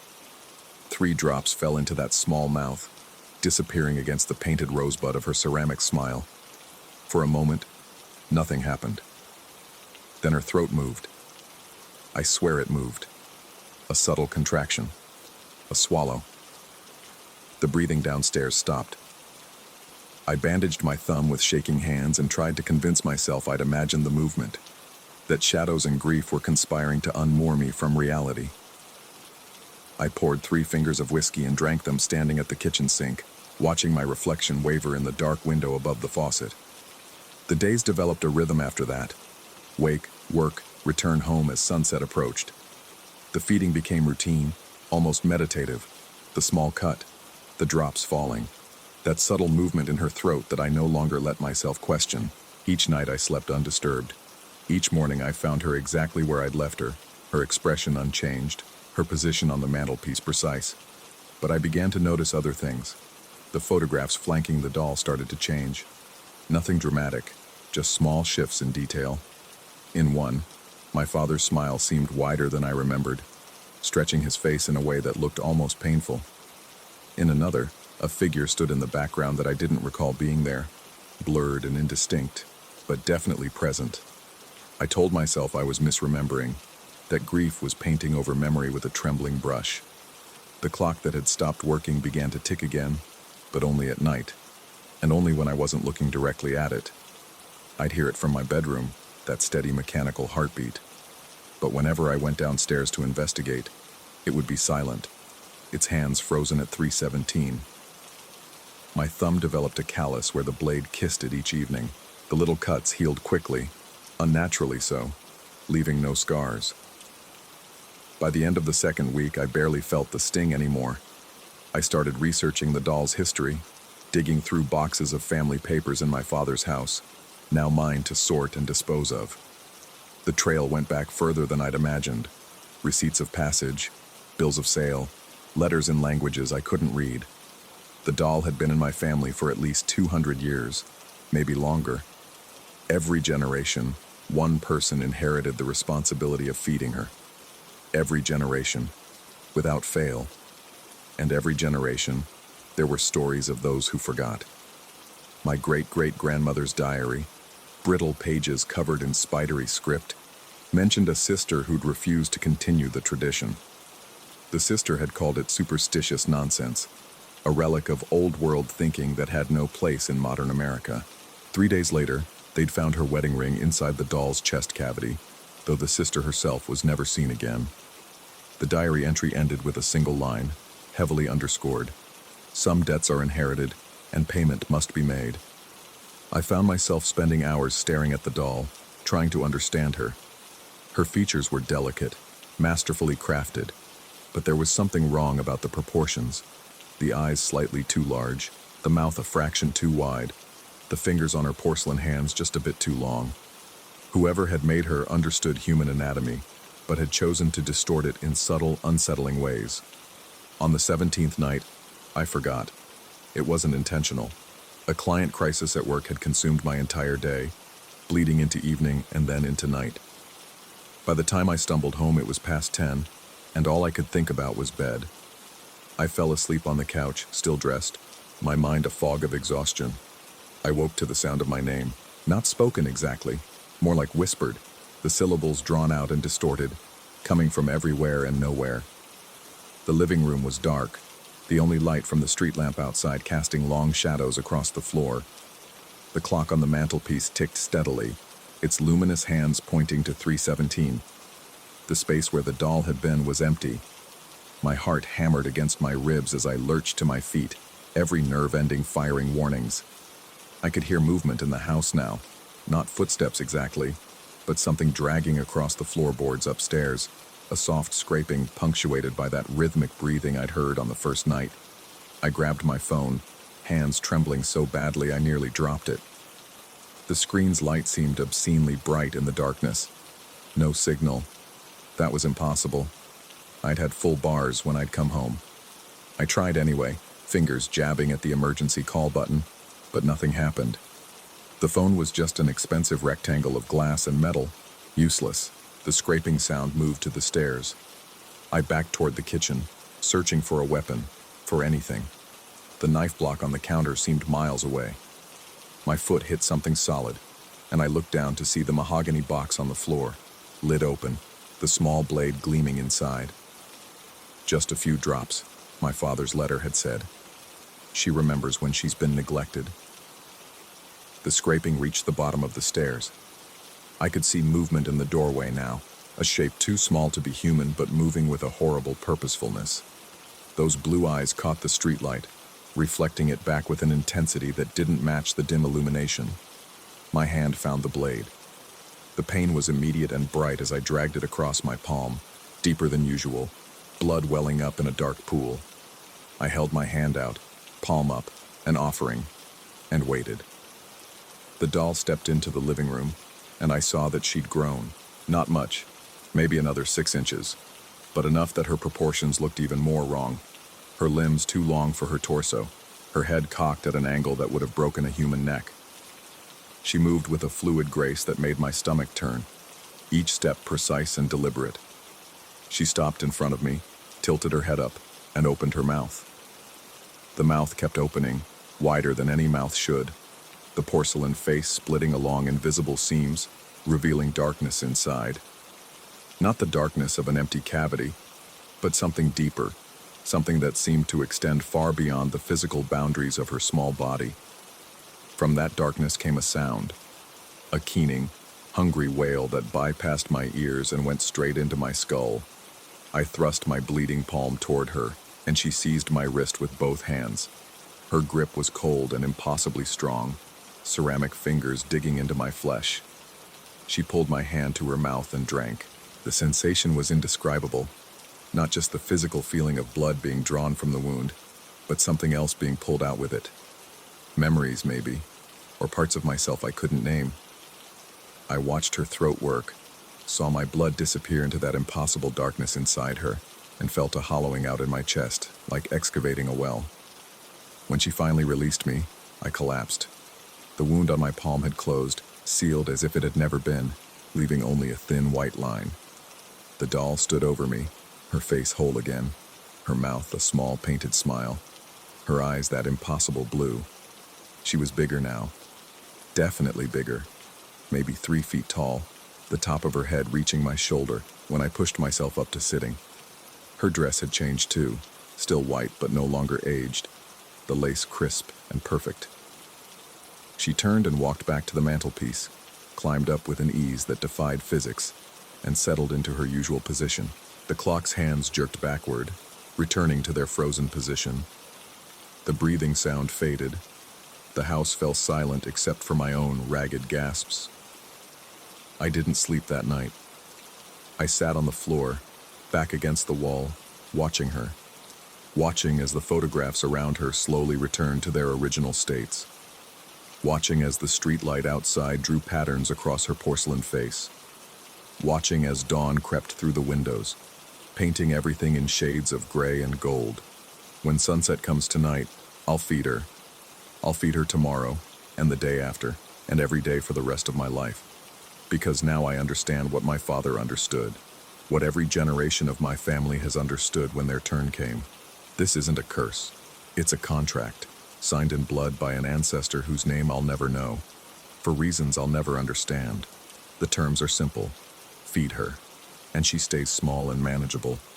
Forget, and she reminds you why the contract exists. She reminds you what she truly is.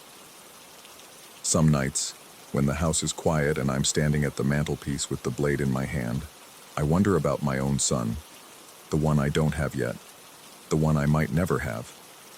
I wonder if I could pass this responsibility to him, if I could look him in the eye and explain that this is his inheritance, this beautiful, terrible thing that must be fed and tended and never, ever forgotten. But mostly I wonder about Cousin Raymond, about what he saw in those 3 days inside her, about what he became that made his own parents afraid to look at him. The official report said he recovered, that he grew up and moved away and started a family of his own. But family stories whisper something else. They whisper that he comes back sometimes, on certain nights, and stands outside this house, staring up at the window where the doll sits. They whisper that his eyes are blue now, impossibly blue, like deep ocean trenches or dreams you can't quite remember upon waking. They whisper that he's waiting. The sun is setting now. I can see the light dying outside my window, bleeding red across the horizon. My thumb finds the blade automatically, muscle memory guiding the motion. 3 drops, just 3 drops, falling onto those painted lips. Her throat moves, that subtle swallow, and for just a moment, so brief I might have imagined it, she smiles at me. A real smile, not painted, real. I tell myself it's just the light, just shadows playing tricks. I tell myself a lot of things these days, and I'm getting better at believing them. I have to, because the alternative is acknowledging that the doll is not the only thing that's changed since I started feeding her. Sometimes, when I look in the mirror, I see someone staring back at me with eyes that are just a shade too blue, a mouth that stretches just a fraction too wide. Sometimes I feel hollow inside, like something has been excavated from my chest, leaving only an empty space that echoes when I breathe. But that's probably just my imagination. Probably just grief and isolation and the weight of inherited responsibility wearing away at my sanity. Probably. The clock on the mantelpiece ticks on, faithful and steady, counting down to 3:17. And I sit here in the gathering darkness, the blade warm in my hand, and I wait for tomorrow's sunset.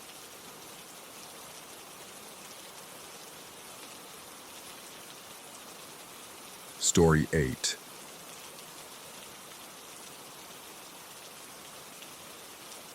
The house had been mine for 17 years, and in all that time, I had never heard the attic breathe. That's what it sounded like that October night. breathing. A slow, deliberate inhalation that made the floorboards above my bedroom creak in a rhythm I'd never noticed before. I lay in the darkness, my reading glasses still perched on my nose. The book I'd been reading splayed open across my chest. The sound came again. Not quite footsteps, not quite settling wood, something in between. At 63, I'd learned to distinguish the house's natural sounds from anomalies. The radiator's metallic groans, the refrigerator's midnight hum, the way the front porch contracted in winter cold, producing sharp cracks that once sent me scrambling for a baseball bat. This was different. This was deliberate. I climbed the stairs the next morning with a cup of coffee growing cold in my hand. The attic door stood at the end of the second-floor hallway, painted the same cream color as the walls, nearly invisible if you didn't know where to look. The knob felt colder than it should have, even for October in New England. When I pulled the door open, a breath of stale air rushed past me. Not musty exactly, but occupied. Air that had been displaced by movement. The narrow staircase disappeared into darkness above. I'd been up here maybe 4 times since my wife left. No, that's a lie I tell myself. Since she died. 11 years now. The correction still catches in my throat like a fishbone. The bare bulb at the top of the stairs flickered twice before holding steady, casting everything in harsh yellow light that created more shadows than it eliminated. Boxes lined the walls, her things mostly, that I couldn't bear to sort through or discard. Christmas decorations I'd never use again. A dress mannequin that had startled me the first time I'd seen it, thinking for one heart-stopping moment that someone stood in the corner. But it was the dust that caught my attention. The attic floor wore a carpet of it, thick and gray, undisturbed for what must have been years. Except for the footprints. They emerged from behind a stack of boxes near the far wall, tracks that suggested bare feet or thin socks, smaller than my own size 11 boots but too large to be a child's.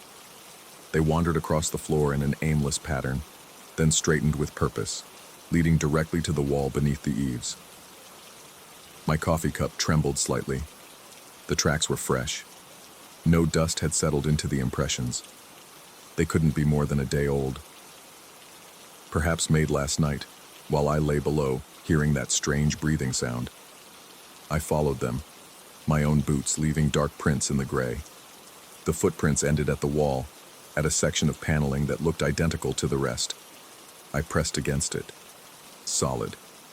I knocked, expecting the dull thud of wall studs and insulation. Instead, I heard hollow space. The seam was nearly invisible, hidden in the shadow where the roof sloped down to meet the floor. My fingers found it by touch more than sight, a gap barely wide enough to slip a fingernail into. I pulled, and with a soft click, a section of the wall swung inward on hinges I hadn't known existed. The space beyond made no architectural sense. The house's footprint shouldn't allow for this. I'd walked the property's perimeter 100 times. Yet here stretched a narrow room, perhaps 8 feet long and 5 feet wide, following the roofline's slope.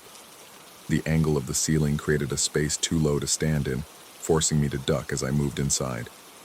A camping lantern sat on the floor, battery-powered, its LED bulb casting cold white light. Someone had plugged in an electric heater, illegally tapped into my home's wiring through a hole drilled in the baseboard. A sleeping bag lay unfurled against one wall, army green and well-used. Empty water bottles stood in a neat row. Granola bar wrappers, folded into small squares.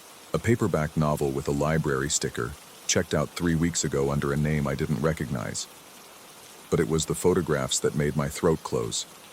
They covered the wall opposite the sleeping bag, arranged in careful rows like a gallery exhibition. Dozens of them, maybe more.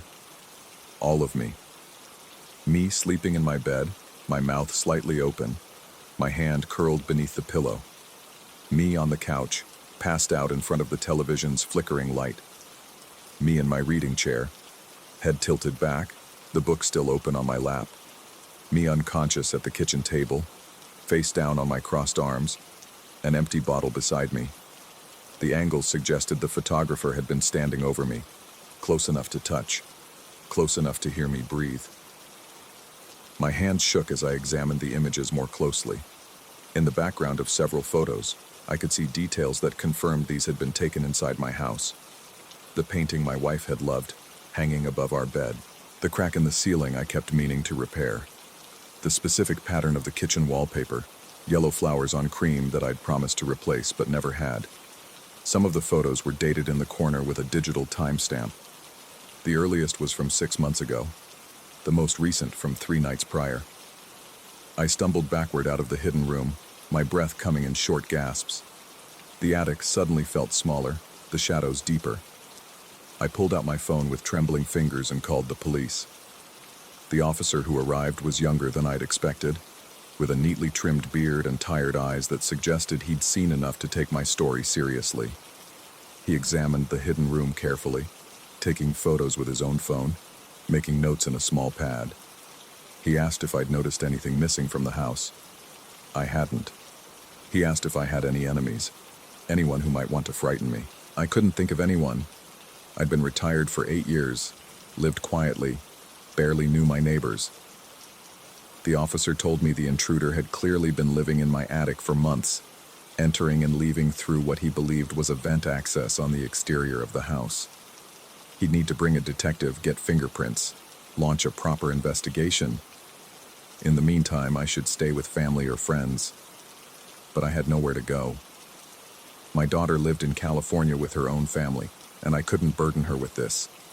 My few remaining friends were scattered, distant, so the officer helped me install a new lock on the attic door, assured me they'd patrol the neighborhood regularly, and promised to call with updates. That night, I triple-checked every door and window. I slept with the lights on, a kitchen knife on the nightstand beside me, my phone clutched in my hand. Every creak made me flinch. Every shadow seemed to hold a human shape. But worse than the fear was the violation. Someone had watched me at my most vulnerable, had stood over me night after night while I slept, unconscious and defenseless, had observed my loneliness, my habits, my small, pathetic routines, the bottles I drank alone, the meals I ate in front of the television, the way I talked to my wife's photograph sometimes, telling her about my day as if she might answer. The police found nothing. No fingerprints that didn't belong to me. No DNA evidence. No identification on the items in the hidden room. Everything had been purchased with cash. The novel checked out with a fake library card. The vent access they'd suspected turned out to be sealed shut, painted over years ago. There was no way in or out of that hidden room except through my attic, and I'd have heard anyone using those stairs. Unless I hadn't. Unless I'd slept through it. Too deep in whatever bottle I'd finished that night to notice footsteps passing by my bedroom door. A week passed, then 2. The police investigation stalled. The detective suggested that perhaps I'd experienced some kind of episode, created the room myself during a blackout and forgotten. I'd shown signs of heavy drinking in some of those photographs, he noted carefully. Had I considered that I might need help? I stopped answering his calls. The house felt different now. I found myself listening constantly, trying to separate normal sounds from that peculiar breathing rhythm. I'd wake at 3 a.m. convinced someone stood at my bedroom door. But when I turned on the light, no one was there. Shadows moved in ways they shouldn't. The temperature would drop suddenly in certain rooms. I'd smell unfamiliar scents. A laundry detergent I didn't use. A cologne I'd never worn. I stopped drinking. Poured every bottle down the drain. I needed to be alert, aware, ready. I installed motion sensor lights throughout the house, a security system with cameras covering every entrance. I moved my bed away from the door, against the wall where I could see anyone approaching. But the cameras showed nothing unusual. Just me, moving through my house alone, jumping at shadows. 3 weeks after the discovery, I went back into the attic. I had to see the room again, convince myself it was real. The new lock on the attic door hung open. I didn't remember unlocking it, but I must have. The light bulb flickered the same way, casting the same harsh shadows. The footprints in the dust had multiplied. They crisscrossed the floor now in chaotic patterns, as if someone had been pacing. My own tracks from weeks ago were still visible, but these new ones were different. Smaller, lighter, leading, once again, to that hidden door. I approached slowly, my heart hammering against my ribs. The scene was more visible now, or perhaps I simply knew where to look. I pressed my palm against it, and the door swung open easily, as if it had been waiting. The room was empty, the sleeping bag gone, the water bottles removed, the heater disconnected. Even the photographs had been stripped from the wall, leaving only small pieces of tape and tack holes.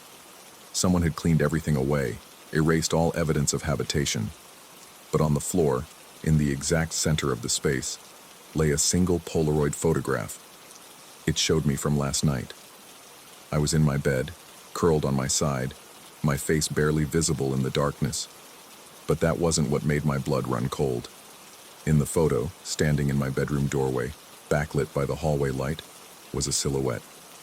Thin, undefined, more suggestion than substance, watching me sleep. I grabbed the photograph and ran. Down the attic stairs, down to the second floor. I didn't stop until I reached my bedroom, slamming the door behind me, turning the lock. I pulled up the security footage from last night on my phone, hands shaking so badly I could barely work the touchscreen. The recording showed my empty bedroom. No figure in the doorway, no one standing watch. Just me, sleeping alone, the way I had been for 11 years. I stared at the Polaroid, then back at the video footage. The photograph in my hand felt solid, real. I could see the grain of the film, the slight curl of the edges, but the video showed nothing. I sat on the edge of my bed and looked at that image of myself sleeping, vulnerable and unaware, with someone watching from the doorway. The timestamp in the corner read 3:47 a.m. I checked my security footage again, scrolling to that exact time. Empty, nothing. The house settled around me with its familiar sounds, and I realized I could no longer tell which were normal and which were not. Could no longer trust my own perceptions, my own memories. I looked up at my bedroom doorway, half expecting to see that silhouette standing there, patient and persistent. The doorway was empty, but as I watched, the temperature in the room seemed to drop, and I heard it again. That slow, deliberate breathing that wasn't quite footsteps, wasn't quite settling wood. Something in between. I set the Polaroid on my nightstand, next to the knife I no longer believed would protect me from anything real. Then I lay down, pulled the covers up to my chin and waited for sleep to come, knowing that somewhere in this house, in walls I thought I knew, in spaces that shouldn't exist, someone or something was waiting too. The camera on my phone glowed softly in the darkness, recording an empty room, while above me, in an attic that breathed, footprints continued to appear in dust that I could never seem to clean away. I closed my eyes and wondered, not for the first time, if the person in those photographs had really been asleep at all. Story 9.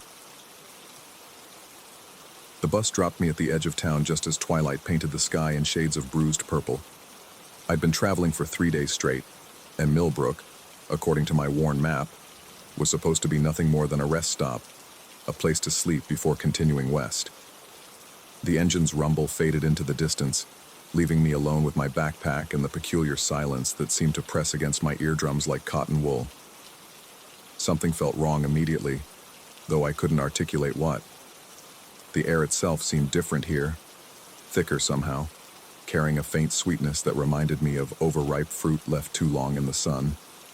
The streetlights flickered on one by one, casting pools of sickly yellow across the empty main street, and I noticed that each lamp seemed to hum at a slightly different frequency, creating a discordant symphony that set my teeth on edge. I walked toward what appeared to be the only motel in town, my footsteps echoing too loudly against the pavement.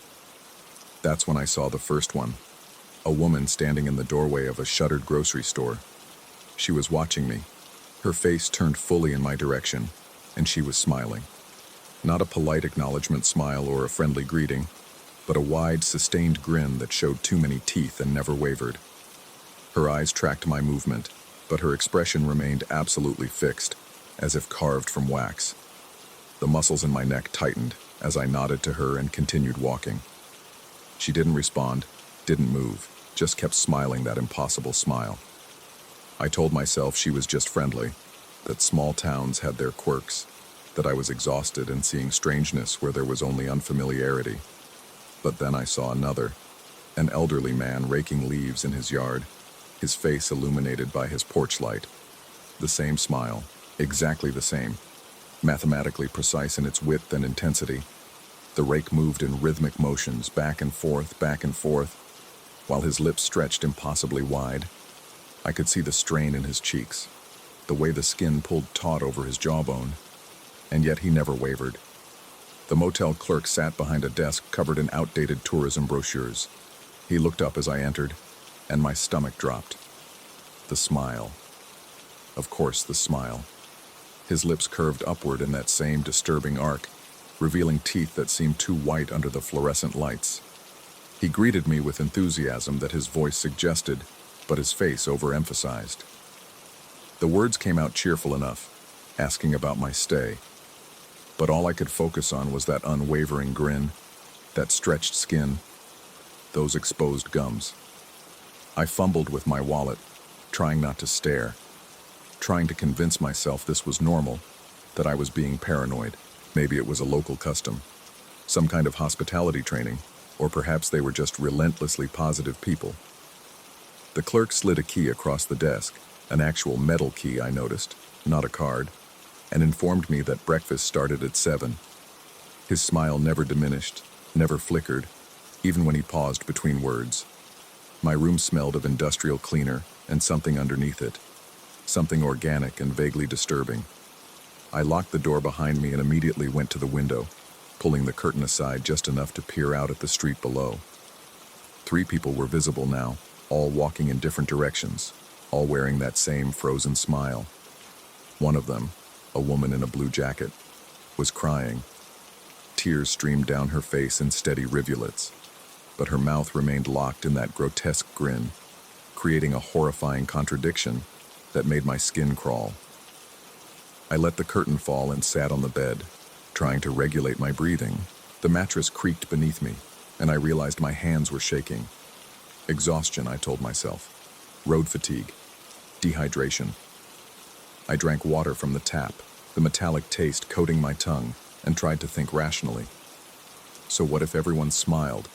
It was odd, certainly unsettling, but not threatening, not dangerous.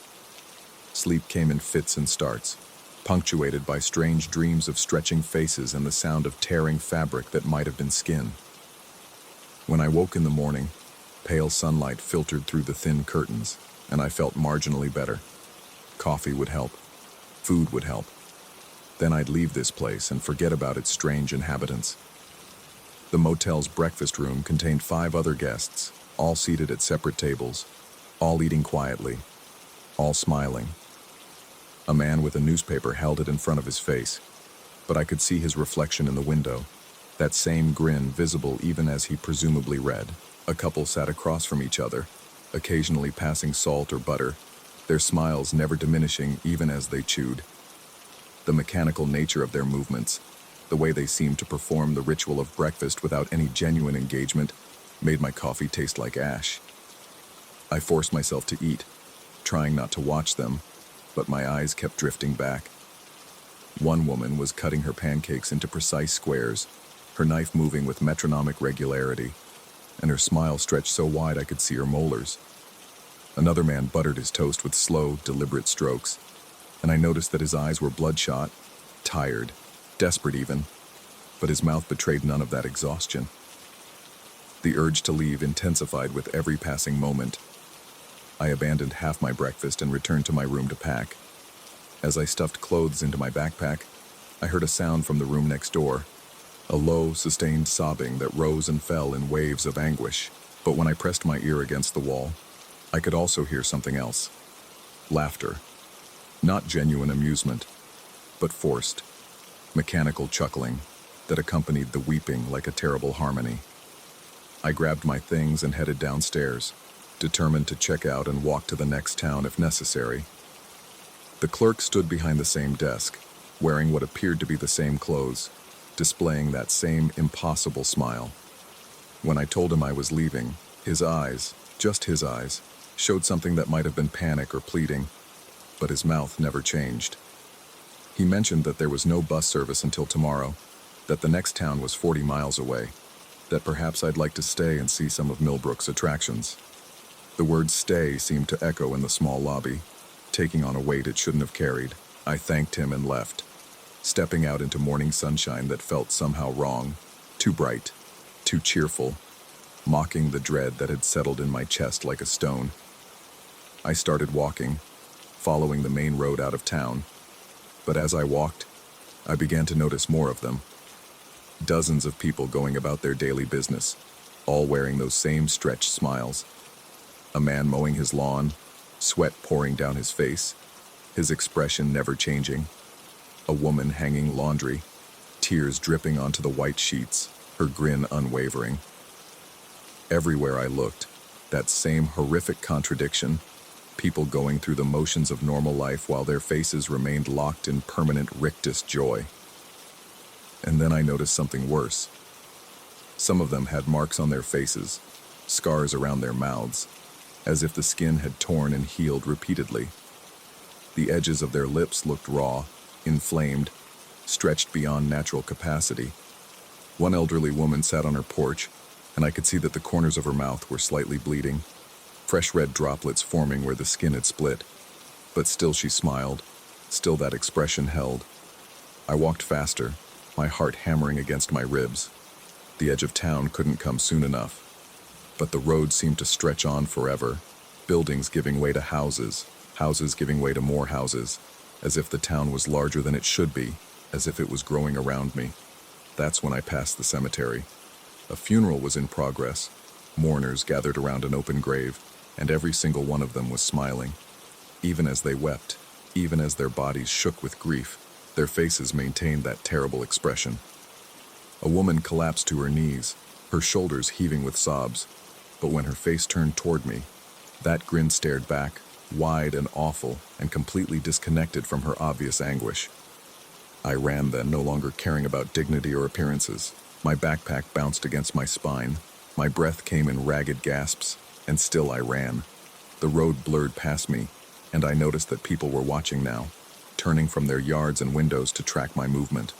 All of them smiling, all of them still. Finally, gasping and drenched in sweat, I reached what should have been the town limits. A sign welcomed visitors to Millbrook, but it was facing the wrong way, as if welcoming people from the direction I'd come, as if I'd somehow circled back. Impossible. I'd run in a straight line. I knew I had. I turned around and tried again, choosing a different street, but every path seemed to curve back on itself.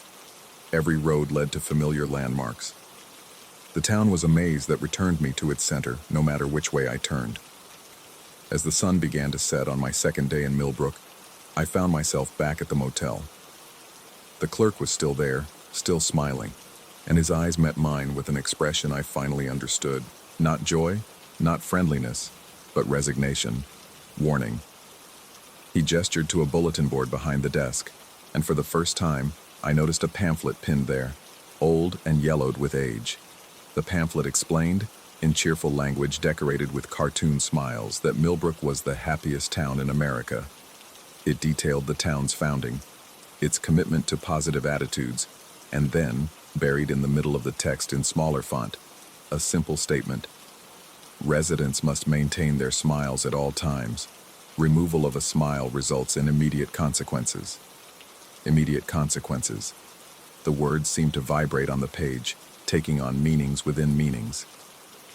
I looked at the clerk, really looked at him, and saw the truth in his exhausted eyes, in the slight tremor of his perpetually upturned lips, in the way his hands gripped the desk as if holding himself upright through sheer will. That night, I lay in bed and felt my own face, running my fingers along my jawline, pressing against my lips. They felt normal, unaffected, still capable of frowning. But for how long? How long before whatever infected this place spread to me? How long before my face locked into that same terrible expression? I heard sounds in the night, muffled screaming that was somehow layered with laughter, sobbing that contained within it the timbre of giggling, the sounds of people trying desperately to express their true emotions while their faces betrayed them with false joy. On the third day, I stopped trying to leave. The realization came slowly, like water seeping through cracks in a dam. If I couldn't find a way out, if every road circled back, then I needed to understand the rules, needed to understand how to survive. I began to watch them more carefully, these smiling inhabitants. I noticed that some seemed more comfortable than others, as if they'd learned to exist within their frozen expressions. Others fought it constantly, their bodies tense with the effort of maintaining normalcy while their faces lied. I saw a man outside the library whose smile had slipped, just slightly, just for a moment. One corner of his mouth had drooped, breaking the perfect arc, and he'd immediately pressed his fingers against it, forcing it back up with visible panic. His eyes had gone wide with terror, and he'd rushed inside, his hands clutching his face as if holding the smile in place manually. And then I understood the most horrifying truth of all. The smile wasn't just compulsory, it was physical. Whatever force kept their faces locked could be resisted, momentarily. But the cost of complete removal was something nobody dared to pay. The pamphlet had said immediate consequences, and now I understood that euphemism for what it was. I found myself checking my own face obsessively, running to mirrors every few minutes to confirm that my expression remained neutral, that I still had control. But each time I looked, I imagined I could see something different. A slight upturn at the corners of my mouth that hadn't been there before, a tightness in my cheeks that felt foreign. Was it starting? Was I becoming one of them? On the fourth night, I dreamed of smiling. In the dream, I stood before a mirror and watched as my mouth stretched wider and wider, the skin at the corners splitting like old parchment. But I couldn't stop it, couldn't control it. I woke screaming, or trying to scream, my hands flying to my face to check, to verify, to confirm that I was still me. But as I sat there in the darkness, my fingers pressed against my lips, I felt something that made my blood turn to ice. A slight stiffness, a resistance when I tried to pull my mouth into a frown, just the barest hint of tension, as if my muscles were beginning to forget any expression but one. I turned on the light and stood before the bathroom mirror, studying my reflection with mounting horror. Was my mouth curved slightly upward? Had it been that way before? I couldn't remember, couldn't trust my own memory. How long had I been here? 4 days? 5? Time had become slippery, unreliable. The truth gnawed at me with sharp teeth. Either the town was genuinely cursed, afflicted by some supernatural force that compelled eternal smiling, or I was losing my mind. Perhaps I'd been crazy from the start. Perhaps there had never been a bus, never been a journey. Perhaps I was a patient somewhere, hallucinating an entire town of smiling people while doctors tried to determine what was wrong with me. The ambiguity was worse than any concrete horror could have been. If it was supernatural, at least I'd know I was sane. If it was madness, at least I'd know I wasn't trapped by otherworldly forces. But this uncertainty, this constant questioning of my own perception, was its own form of torture. I spent the next day, or what I believed was the next day, interviewing the residents, or trying to. They'd speak to me willingly enough, their voices pleasant and their words helpful, but their faces told a different story. When I asked them directly about the smiles, their eyes would shift away, and they'd change the subject with practiced ease. One woman's smile seemed to widen even further when I pressed the issue, stretching until I could see the pink of her gums, until her face looked more like a skull than living flesh. The grocer told me about the town's founding, how the original settlers had discovered something here, something in the soil or the water or the very air that made people happy. His voice was light, conversational, but his hands shook as he bagged my purchases, and I noticed that his fingernails were bitten down to raw nubs. The librarian showed me historical records, yellowed newspapers from decades past, all featuring photographs of smiling residents. Generation after generation of grinning faces staring out from the pages. But in the margins of one particularly old document, I found words scratched in frantic handwriting. Can't stop. Muscles frozen. Help us. My own face was betraying me now. I was certain of it. Each morning, the reflection in the mirror looked less like me and more like them. The corners of my mouth seemed permanently elevated. My cheeks had developed that same taut quality, and when I tried to frown, really frown with all my will, I felt a resistance, as if invisible wires were pulling my lips upward.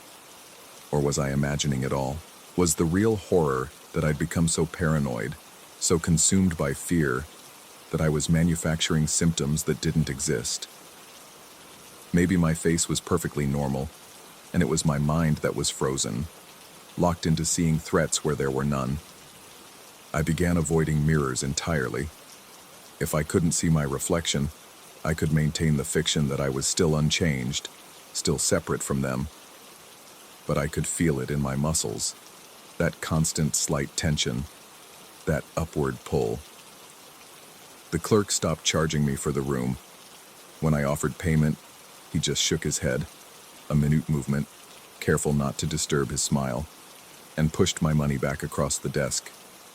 The gesture felt like acceptance, like I'd crossed some invisible threshold and was now one of them. No payment necessary for a permanent resident. I don't know how long I've been here now. The calendar on the wall says October, but I remember arriving in July, and that can't be right.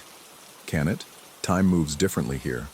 Or perhaps it's my perception that's changed, warped by isolation and fear. Sometimes I catch myself smiling at nothing. Not intentionally, not consciously, but my face simply arranges itself into that expression as if it's the most natural thing in the world. And each time I realize it, each time I feel that upward curve of my lips, I'm struck by a terror so profound it makes my chest ache. Because I can't tell anymore. Can't distinguish between a genuine smile and a forced one. Can't separate my own will from whatever force, real or imagined, is shaping my face. The boundary between self and symptom has blurred beyond recognition. Last night I stood at my window and watched the street below. Everyone was smiling, of course. They always are. But as I watched them go about their evening routines, I realized something that made me laugh. Actually laugh. A sound that bubbled up from my chest unbidden and unwelcome. I realized I couldn't remember what my face had looked like before I came here. Couldn't recall if I'd been a person who smiled often or rarely. The me that existed before Millbrook had become so distant, so faded, that I couldn't be certain he'd ever existed at all. Maybe I'd always been here.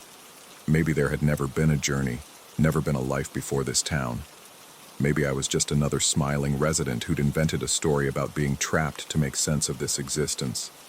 Or maybe, and this thought is somehow more terrifying than any other, maybe I'm the only real person here, and everyone else is a manifestation of my fractured mind, reflections of my own inability to express genuine emotion, projections of my fear that my depression or my trauma or my fundamental brokenness has frozen my face into permanent false cheer while my inner self screams. I don't know which reality is true. I don't know if any reality is true. What I do know is this. I'm smiling as I write this, have been smiling the entire time, my pen moving across the page while my lips curve upward in an expression that might be voluntary or might be compulsory. I can't tell anymore. Can't trust my own face or my own mind. And the most horrifying part?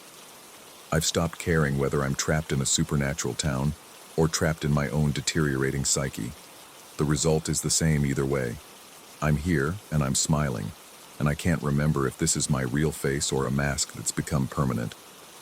The mirror across the room shows my reflection, or what I believe is my reflection. The man staring back is smiling, widely, endlessly.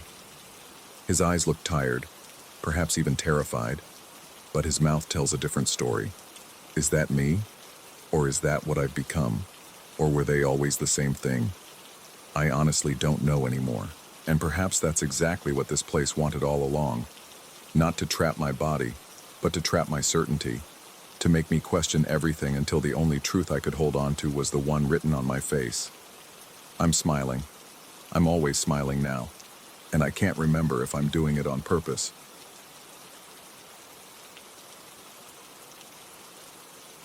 Story 10.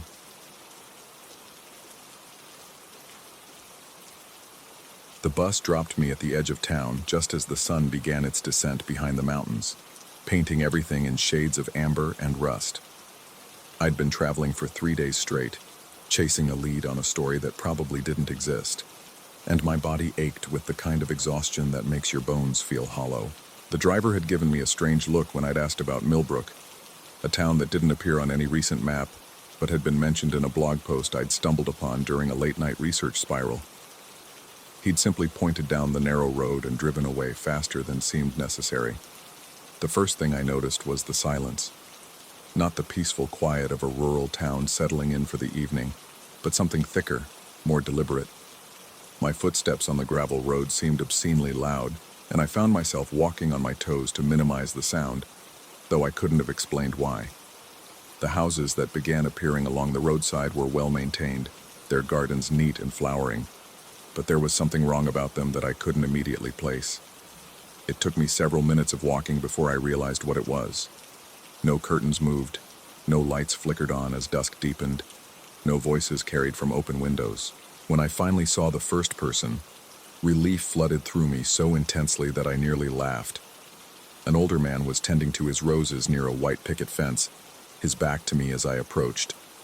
I cleared my throat, preparing to ask for directions to the inn I'd found mentioned in that old blog post.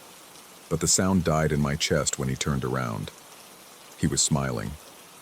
Not the polite acknowledgement you'd give a stranger, but a wide, unwavering smile that stretched his face into something that looked more like a mask than a human expression. His eyes met mine with a brightness that didn't match the mechanical quality of his lips, and he nodded slowly before turning back to his roses without a word. The smile never wavered, never softened, never changed at all. I stood there for a moment, my journalist's instinct warring with a primal urge to turn around and start walking back the way I'd come. But the sun was sinking faster now, and I had nowhere else to go. I continued down the main street, passing more people now as the town seemed to wake up for the evening. Every single one of them wore that same smile, that same stretched expression that made my stomach twist into knots. They moved about their business with a strange fluidity, their smiles never faltering even as they carried groceries, swept porches, or stood in quiet conversation with one another. The inn was a 3-story Victorian house painted a cheerful yellow that seemed garish in the dying light. A woman stood behind the desk in the small lobby, and I braced myself before looking at her face.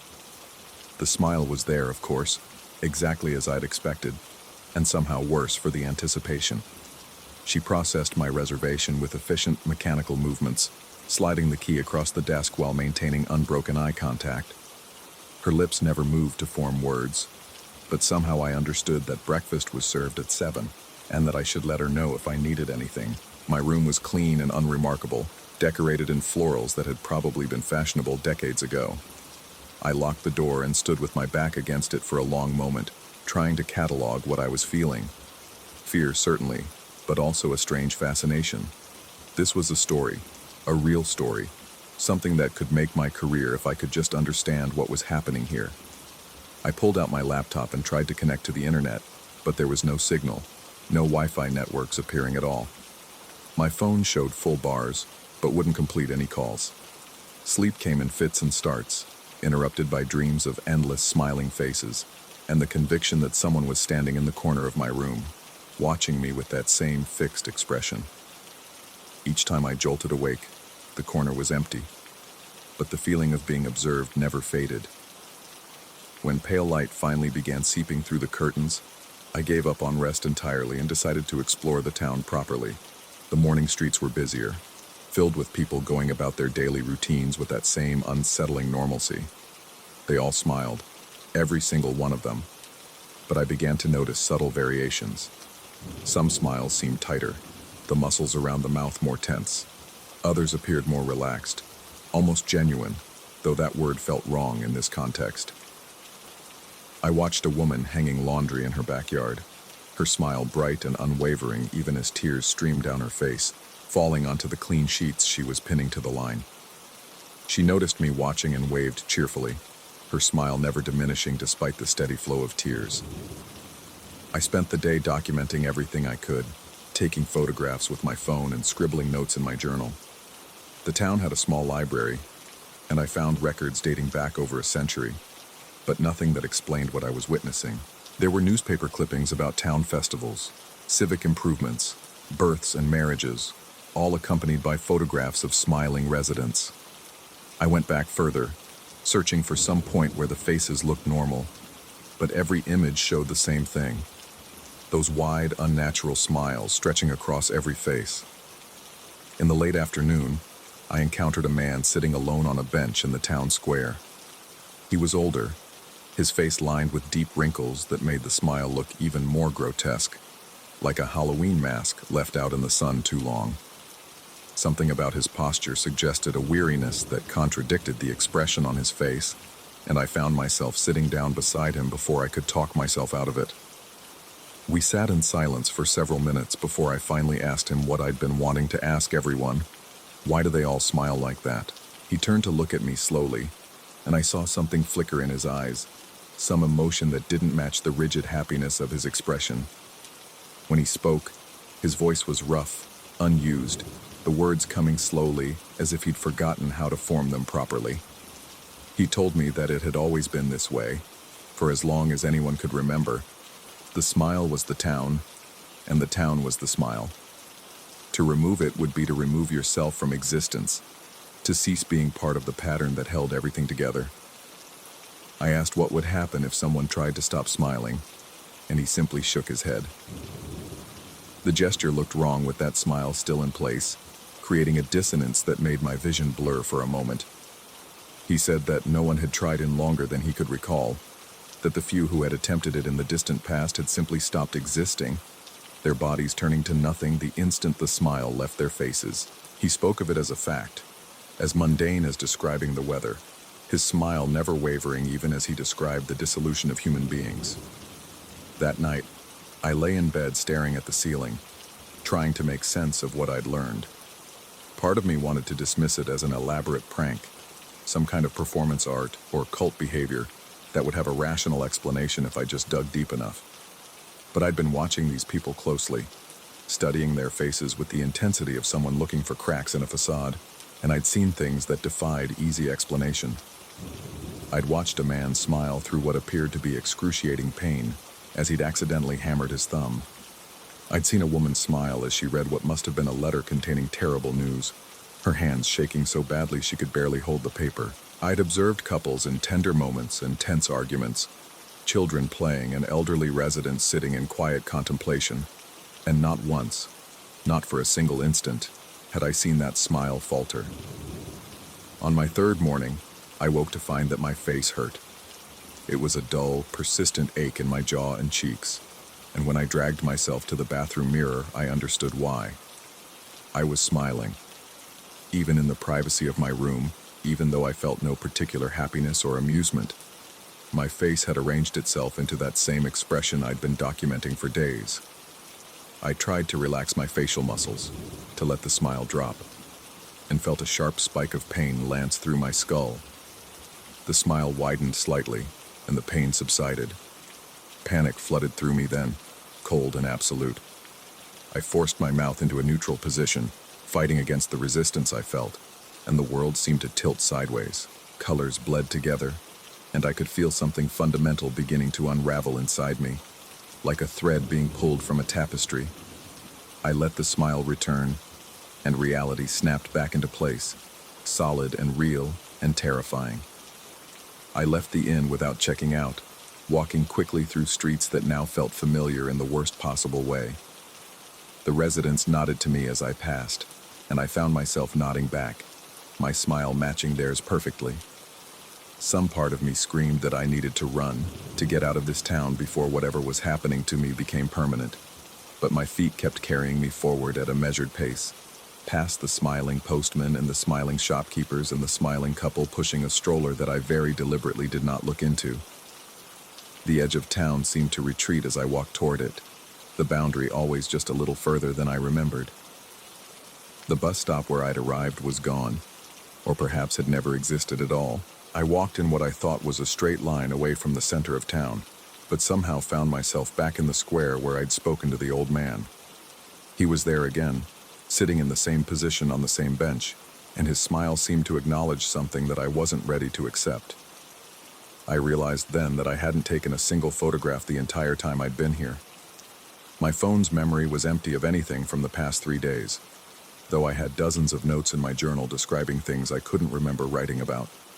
The handwriting became less controlled as the entries progressed, the letters growing larger and more frantic, even as the content remained eerily detached and observational. The sun was setting again, painting the town in those same shades of amber and rust that had greeted my arrival. I stood in the square, feeling the smile on my face like a weight I couldn't set down, and tried to remember exactly when I'd decided to come here. The blog post I'd been following felt like a dream now, something I'd imagined rather than read. My editor's face was blurry in my memory, her name just out of reach. The life I'd been living before seemed thin and unconvincing compared to the solid reality of the town around me. I walked back to the inn, my smile firmly in place, and accepted the key from the woman behind the desk. Her smile seemed warmer now, or perhaps I was simply learning to read the subtleties and expressions I'd initially dismissed as identical. I could see the welcome in her eyes, the gentle acknowledgement that I was becoming part of something larger than myself. In my room, I stood before the mirror and studied my reflection. The smile looked natural now, like it had always been there, like my face had been incomplete without it. I tried to remember what I'd looked like without it, and found the image dissolving like sugar in water, leaving only a vague sense of something missing that I couldn't quite identify. Tomorrow, I would explore more of the town, I decided. I would talk to more residents, document more of their stories, understand the patterns and rhythms that governed this place.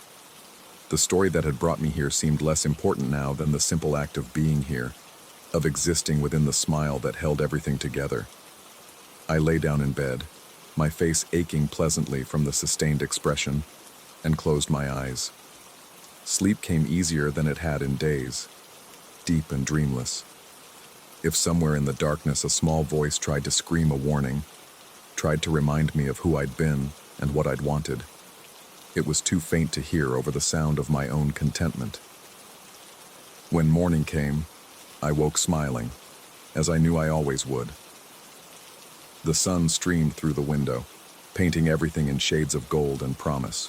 Outside, the town was beginning its daily routines, and I could hear the quiet sounds of people going about their lives, each one wearing the same expression of permanent, unbreakable joy. I smiled back at my reflection one last time before heading down to breakfast and somewhere very far away, in a life that felt more like fiction than memory. Someone who might have been me packed their bags and boarded a bus heading anywhere but here. Or perhaps they always stayed. Perhaps they were always smiling. Perhaps they never arrived at all.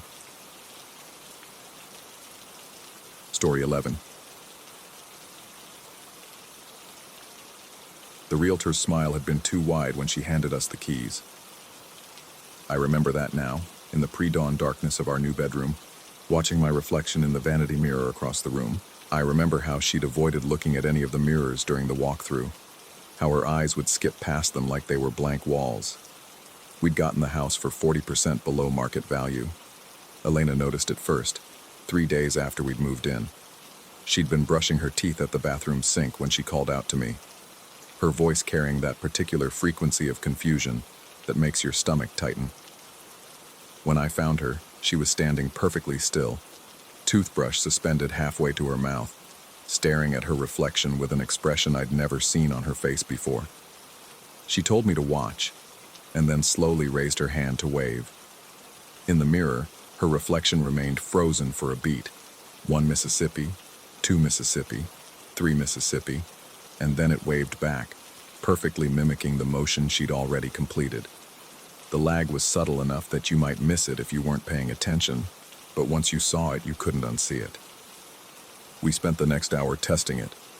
Every mirror in the house, the ornate one in the foyer with its gilt frame, the full length in the bedroom, the medicine cabinet, the decorative pieces Elena had hung in the living room, they all showed the same delay. 3 seconds, give or take a fraction. We'd move and our reflections would follow, always precisely 3 seconds behind, like watching a recording of ourselves on a slight lag. I tried to rationalize it. Maybe it was something to do with the glass, some optical effect we didn't understand.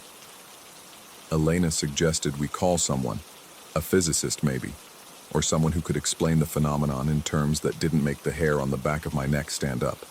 But we didn't. We told ourselves it was just a quirk of the house, something strange but ultimately harmless. That was our first mistake. The second mistake was not leaving when the pattern changed. It happened on a Thursday night. Elena had gone to her sister's place across town for dinner. Her sister had just been through a messy separation and needed company. I'd stayed home, claiming fatigue from work, though truthfully I'd just wanted an evening alone in our new space, to feel settled in a way I hadn't managed yet. I was in the bathroom, washing my hands before bed, when I realized the reflection was moving differently. I'd been running my hands under the water, and in the periphery of my vision, my reflection had lifted its hands to the faucet before I had. I froze, water still running, and stared into the mirror. My reflection stared back, perfectly synchronized now. No delay at all. I moved my hand to the right, and so did the reflection, simultaneously. I tilted my head, and the motion in the mirror matched exactly. No 3-second gap, no lag, just perfect, immediate synchronization. But something about it felt worse than the delay had. I dried my hands slowly, watching the reflection mirror each movement without hesitation. Then I stepped back from the sink, keeping my eyes on the glass, and as I moved toward the door, I saw it. My reflection hadn't started moving when I had.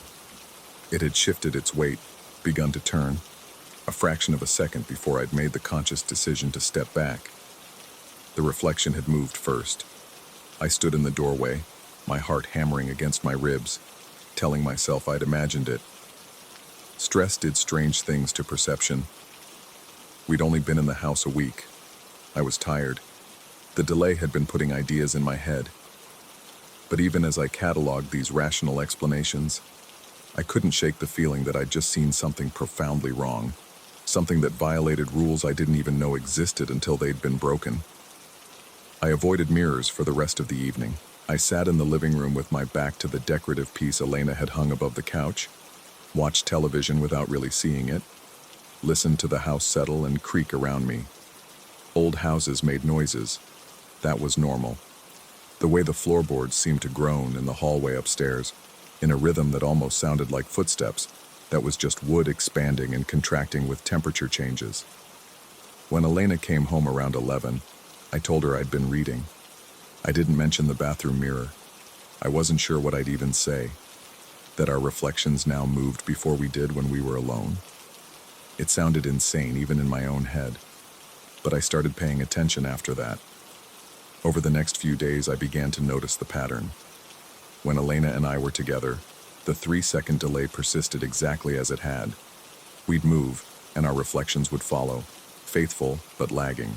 But when I was alone, truly alone, not just in a different room but alone in the house, the mirrors showed something different. The synchronization would be perfect for a few moments, and then, if I watched long enough, if I didn't look away, I'd catch it. The reflection moving a heartbeat before I did. It was never obvious. A slight shift of weight, a blink that came too soon, the beginning of a turn before I decided to turn. Small things, easily dismissed as tricks of perception or fatigue. But they were there, consistent, repeating. My reflection was anticipating me.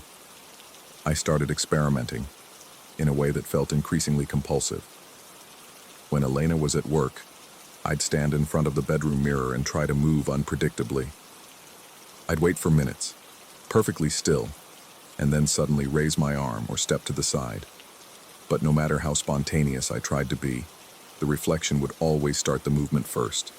Sometimes by only a fraction of a second, but always first. I thought maybe I was telegraphing my intentions somehow, that my body was making micro movements before the conscious decision, and the reflection was somehow reading those. But that didn't explain how it worked. How could a reflection read anything? How could glass and silver and light show me something that hadn't happened yet? The worst part was how natural it looked. My reflection didn't move like something alien or wrong. It moved exactly like me, with my particular way of shifting weight, my habits of gesture. It was me, but a me that was somehow 3 seconds ahead, knowing what I was going to do before I did it. I stopped sleeping well. I'd lie awake in the darkness, listening to Elena breathe beside me, and I'd think about the vanity mirror across the room. In the dark, I couldn't see it, but I knew it was there, and I'd wonder what my reflection was doing in the blackness. Was it lying there too, mimicking sleep? Or was it awake, waiting, watching the room with my eyes? Elena noticed my distraction. She'd ask if I was feeling all right, and I'd tell her I was fine, just adjusting to the new place. She'd mention how strange the mirrors were, that 3-second delay, and I'd agree, careful to keep my voice neutral, not mentioning that the delay was the least strange thing about them now. I started avoiding being alone in the house. I'd make excuses to work late, to run errands, to be anywhere but in those rooms with those mirrors. But avoidance only worked for so long. Eventually, there would be a day when Elena had to be out, when circumstances aligned, and I'd find myself alone with the reflective surfaces that seemed to know me better than I knew myself. It was on one of those days, about 3 weeks after we'd moved in, that I decided to test something. I'd been thinking about it for days, the idea growing in my mind like mold in darkness.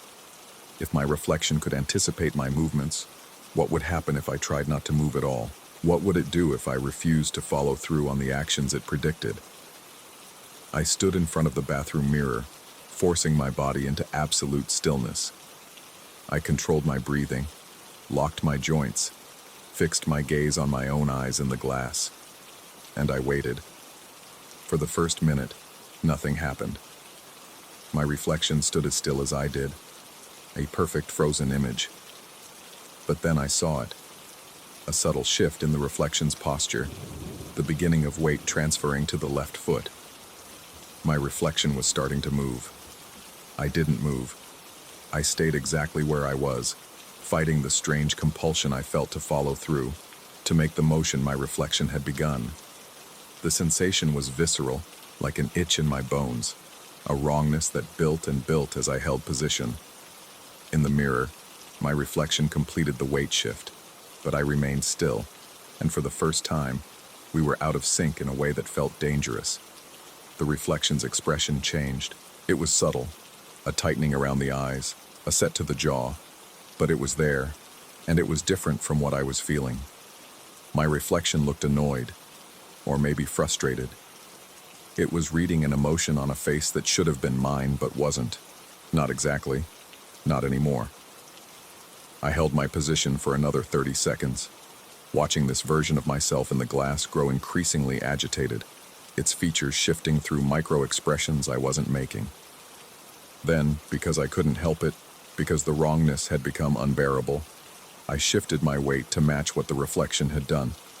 The relief was immediate and terrible. As soon as I moved, the reflection relaxed, its expression smoothing back into something that approximated my own. We were synchronized again, even if the synchronization had come 3 seconds late, even if I'd been following instead of leading. I backed out of the bathroom and sat on the edge of the bed, my hands shaking. The vanity mirror across the room showed me there, shoulders hunched, looking smaller than I'd ever seen myself. I looked away quickly, but not before I noticed that the figure in the mirror had straightened up before I had, its posture correcting itself in anticipation of a change I hadn't made yet. I needed to tell Elena. I needed to explain what was happening, to share this burden that was growing heavier every day. But how could I explain something I barely understood?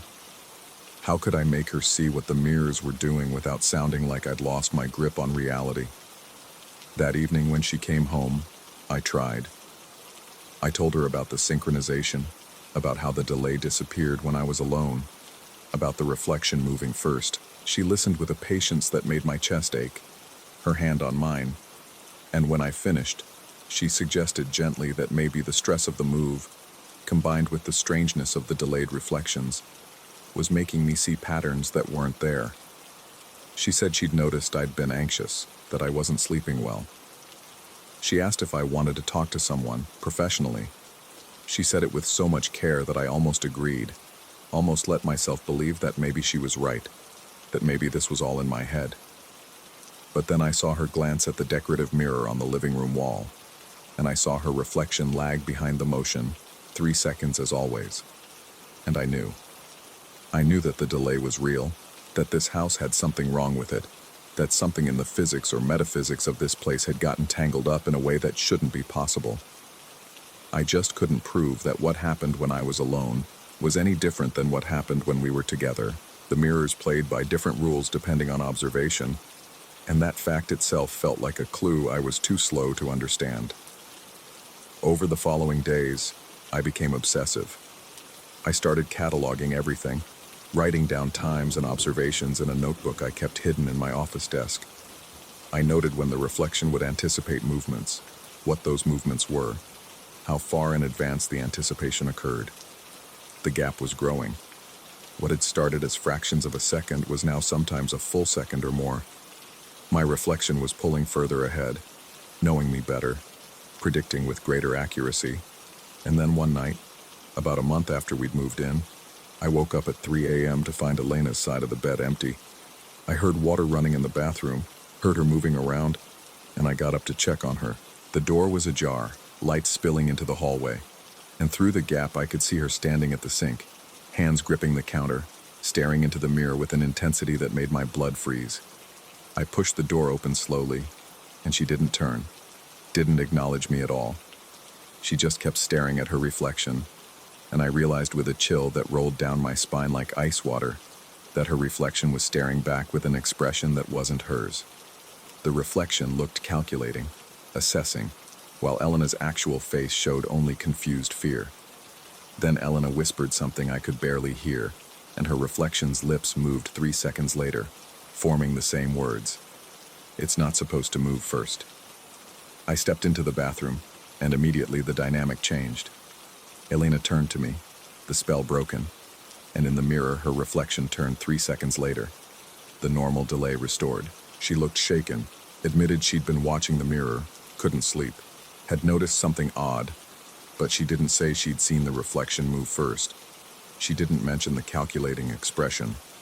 And when I asked her directly, carefully, if she'd noticed anything strange about the mirrors when she was alone, she just shook her head and said the 3-second delay was strange enough, wasn't it?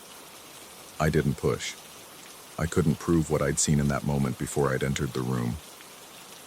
Maybe I'd imagined the expression. Maybe in the dim light and my half-awake state, I'd projected my own anxieties onto her reflection's face. But I didn't believe that. I believed that Elena was experiencing the same thing I was and not telling me, for the same reason I'd hesitated to tell her. Because saying it out loud made it more real. Because acknowledging it meant accepting that something was fundamentally wrong with this house, with these mirrors, with the way reality was supposed to function. After that night, we both became more careful. We'd catch each other avoiding mirrors, looking away quickly when we passed them, choosing routes through the house that minimized reflective surfaces. We didn't talk about it. We existed in a shared anxiety that neither of us would name, like a secret we were both keeping from each other while knowing the other person knew it too. I started researching. I looked up everything I could find about mirrors, about reflections, about houses with strange properties. I found stories, plenty of them, folklore about mirrors as portals, superstitions about covering mirrors after someone died, urban legends about bloody faces appearing in bathroom mirrors at midnight. But none of it matched what we were experiencing. None of it explained the consistent 3-second delay, or why that delay would disappear when someone was alone, or why reflections would start to anticipate rather than follow. I found one article, buried deep in an obscure forum about paranormal experiences, that mentioned a house where mirrors would show the room as it had been several hours earlier. The poster claimed they'd see their morning self brushing teeth in the evening mirror, like the glass was recording and playing back on a delay. But that thread had been abandoned years ago, the poster never returning to provide updates or answer questions. I wanted to contact them, to ask what had happened, whether they'd stayed in the house or left, whether the phenomenon had stopped or intensified, but the account was deleted, the user gone, and I was left with only that fragment of a similar experience, proof that maybe someone else had encountered something like this. The morning I decided we needed to leave, I was alone in the house again. Elena had left early for a work trip, would be gone for 2 days. I'd promised to be fine, had smiled and kissed her goodbye, had waved from the doorway as she drove away. I'd lasted 3 hours before the isolation got to me. I was making coffee in the kitchen when I noticed the window above the sink was reflecting the room behind me. I could see the kitchen table, the doorway to the living room, the edge of the counter. And I could see myself, standing at the coffee maker, my back to the window. The reflection in the window moved its head to look to the left. 3 seconds later, I turned my head to look to the left, not because I'd intended to, but because the compulsion had become irresistible. The reflection had decided, and I had followed. I set down the coffee mug with a hand that shook badly enough to slosh dark liquid onto the counter. The reflection in the window set its mug down a moment later, more carefully, with steadier hands. It was better at being me than I was. That was when I understood. The 3-second delay when others were present wasn't the reflections being slow. It was us being allowed to go first, to maintain the illusion that we were still in control, that we were still the originals. But when we were alone, when there were no witnesses, the reflections stopped pretending. They showed us what they really were, the templates, the patterns, the blueprints that we were meant to follow. I thought about the realtor's smile. I thought about the price of the house, 40% below market value. I thought about how she'd avoided looking at the mirrors. I pulled out my phone and called Elena, but it went straight to voicemail. She'd said she was flying this morning, would be in meetings all day. I tried texting, but the message sat there with a single check mark, undelivered. I was alone, and I was going to be alone for 2 more days. And I was in a house full of mirrors that showed me increasingly that I was not the one in control. I could leave. I should leave. I could pack a bag, get in the car, drive to a hotel, wait for Elena to return. But even as I thought it, I felt the resistance, the same wrongness I'd felt when I'd tried to hold still while my reflection moved. Leaving felt like breaking a rule I hadn't known existed until I'd considered violating it. I walked through the house, looking at all the mirrors we'd hung, all the reflective surfaces we'd introduced to this space. In each one, I saw myself, and in each one, my reflection was watching me with eyes that knew exactly what I was going to do next. In the foyer, I stopped in front of the large gilt mirror. My reflection stood there, waiting, and I wondered what would happen if I smashed it. If I broke every mirror in this house, would the connection sever, or would I just be destroying the only proof I had that something was wrong? My reflection's hand moved to its pocket. 3 seconds later, without deciding to, I reached into my pocket. My fingers closed around my keys. My reflection's hand emerged holding keys. Mine did the same, 3 seconds later, following the pattern. My reflection turned toward the door. I turned toward the door, the compulsion absolute. My reflection took a step. I took a step. It was leading me out of the house. It was going to put me in the car. It was going to make me drive somewhere, and I had no idea where. But I knew with certainty that if I followed, if I kept obeying these small predictive movements, I would eventually reach a point where the lag would disappear entirely, where I would be moving in perfect synchronization with the reflection, because I would have lost the ability to do anything else. I stopped walking. It took everything I had, every ounce of will I possessed, but I stopped. I stood still in the foyer, keys in my hand, and I watched my reflection continue to move. It walked to the door, reached for the handle, started to turn it, and then it stopped. It turned around to look at me, and the expression on its face was not mine. It was angry, yes, but it was more than that. It was disappointed.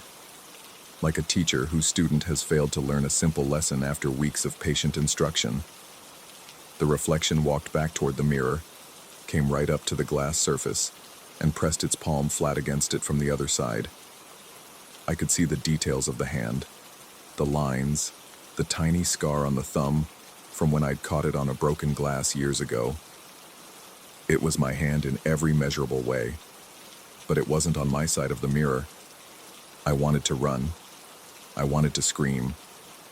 I wanted to call someone, anyone, to come and witness this impossible thing. But my phone was in my pocket, and reaching for it would mean moving, and moving would mean following the pattern again, letting the reflection guide me back into synchronization. So I stood there, facing my reflection, both of us frozen in a standoff that I knew I couldn't win. Because eventually, I would have to move. I would have to blink, to breathe, to shift my weight. And when I did, the reflection would be there, anticipating, guiding, showing me what I was going to do before I knew it myself. The morning light slanted through the windows, illuminating dust motes in the air, making the gilt frame of the mirror glow. It was beautiful, this house. Elena and I had talked about how lucky we were to find it, how we'd raise a family here, grow old here, make memories here. My reflection smiled at me from behind the glass. Not a cruel smile, not exactly. More like the smile of someone who knows a secret and is waiting patiently for you to figure it out too. I looked away from the mirror, breaking eye contact, and immediately felt the compulsion ease. The wrongness receded to a bearable level. I could move again, make my own decisions, at least for now, but I could still feel it there, waiting. The house full of mirrors, each one showing a version of me that was just slightly ahead, just slightly more certain. Each one ready to show me who I was going to be in 3 seconds, or 1 second, or no seconds at all. Elena would be home in 2 days. I could last 2 days. I could avoid the mirrors, keep myself distracted, make it through. But as I turned away from the foyer, I caught my reflection in the living room mirror, and I saw it shake its head slowly, sadly, like I'd just made another mistake it had predicted I would make. I closed my eyes and kept walking, counting my steps, trying not to think about what my reflection was doing in all those mirrors throughout the house. All those versions of me, anticipating, preparing, waiting for the moment when the delay would finally close to zero and I would discover which one of us had been real all along. The key is still in my hand. I haven't decided whether to use it yet, whether to walk out that door, whether to try to escape. But my reflection has already decided. It's just waiting for me to catch up.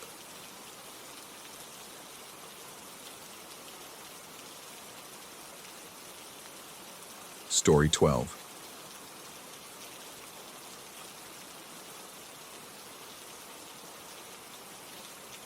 The invitation arrived on textured paper that felt wrong between my fingers. Too smooth on one side, too rough on the other, like something that had once been soft and warm. No return address, just coordinates and a time, 11:47 p.m. The specificity of it should have been my first warning. I'd been researching underground art galleries for months, chasing rumors through message boards and encrypted forums where people spoke in careful euphemisms about exhibits that existed in the spaces between legality and depravity. The art world had become sanitized, commodified, and I craved something raw, something that would make me feel the electric shock of genuine transgression. Looking back, I understand now that craving itself was the hook, baited and set long before I ever received that invitation. The address led me to the industrial district, where warehouses slouched against each other like sleeping giants. The building had no markings, just a steel door with a peephole that watched me approach. I raised my hand to knock, but the door opened before my knuckles made contact. The woman who stood in the threshold had the kind of severe beauty that suggested she'd carefully carved away anything soft about herself. She introduced herself as Iris, the curator, and her voice had the quality of something rehearsed so many times it had become genuine again. She didn't ask for the invitation. She simply stepped aside, and I entered. The corridor beyond stretched longer than the building's exterior had suggested possible, lit by fixtures that seemed to produce light reluctantly, as though the bulbs themselves were hesitant about what they might reveal.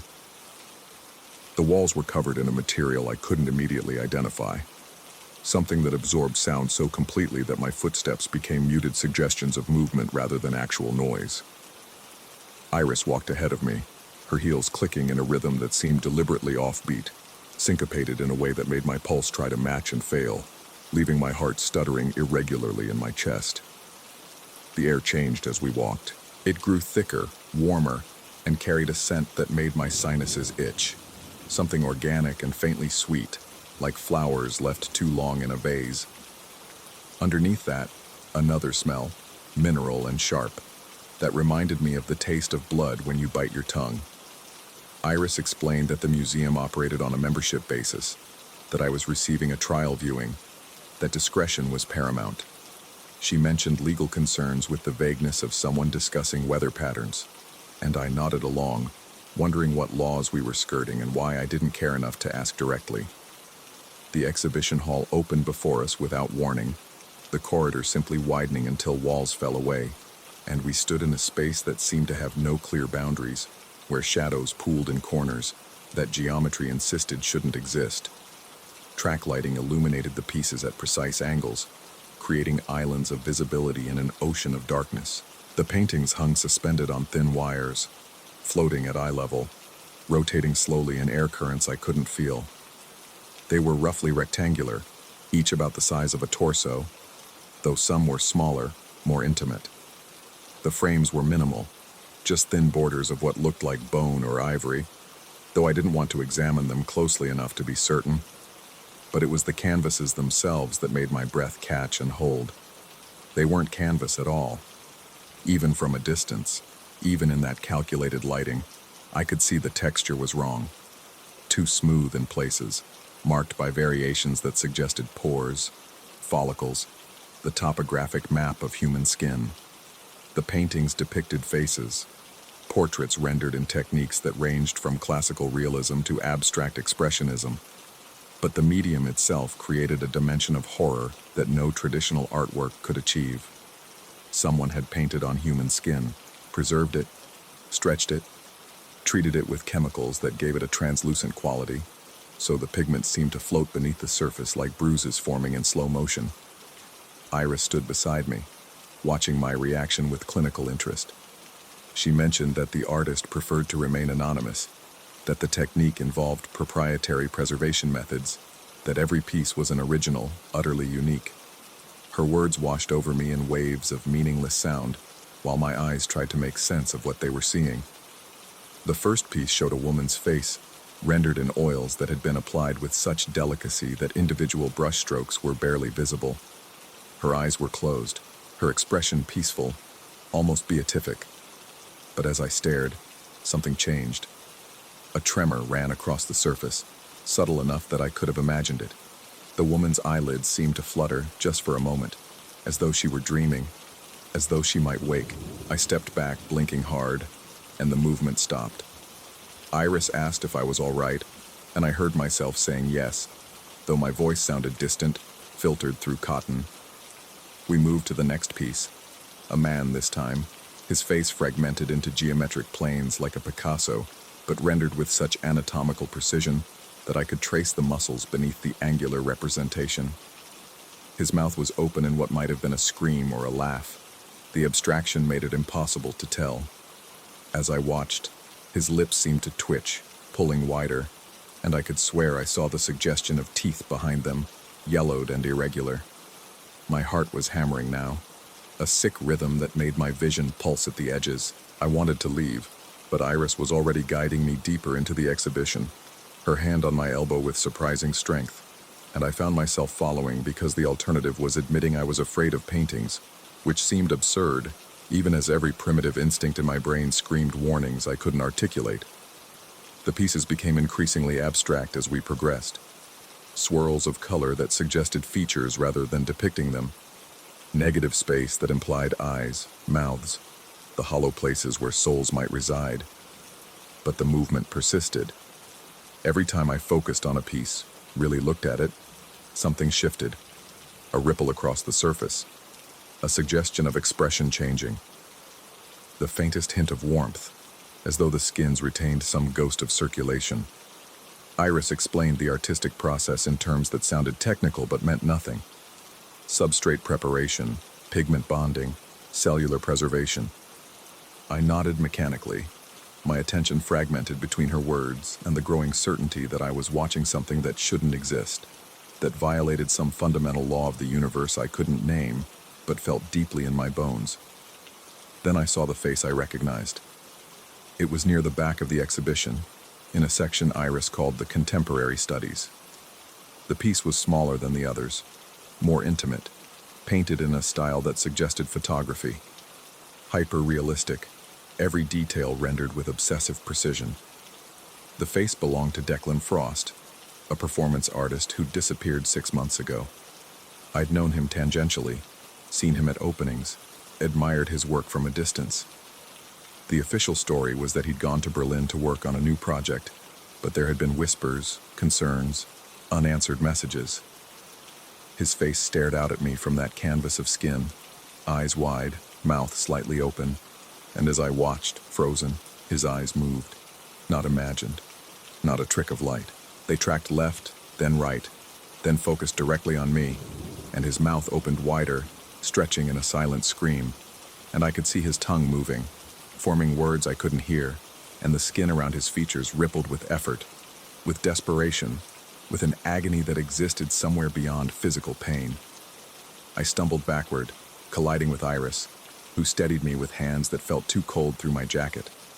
She asked if I recognized someone, her voice carefully neutral, and something in her tone, a satisfaction, a hunger, made me understand that this was the point, that recognition was part of the experience, that they wanted me to know.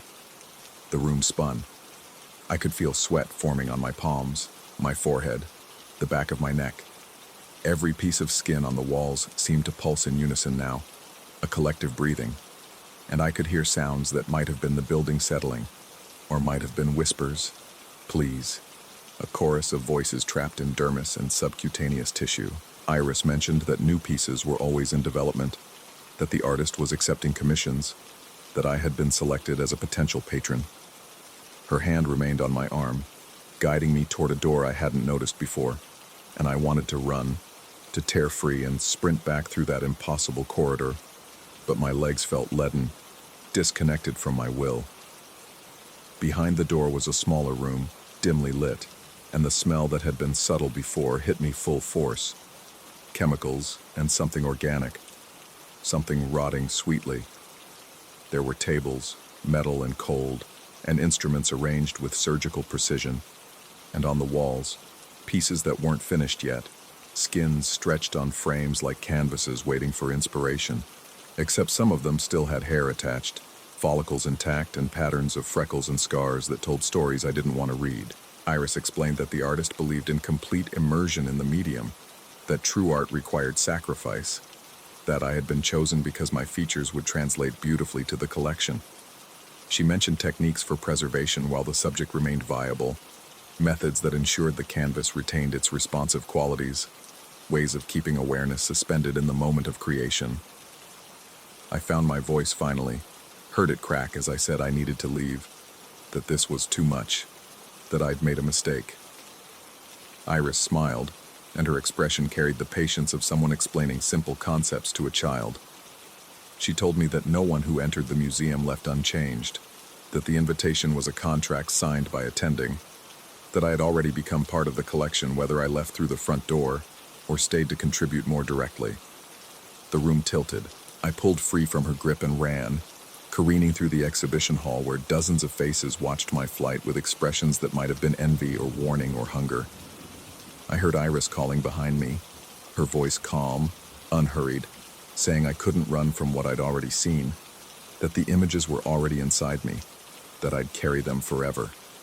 The corridor stretched and stretched, longer than before, the walls pressing closer, and the material covering them felt warm now, responsive, like it was breathing against my shoulders as I ran.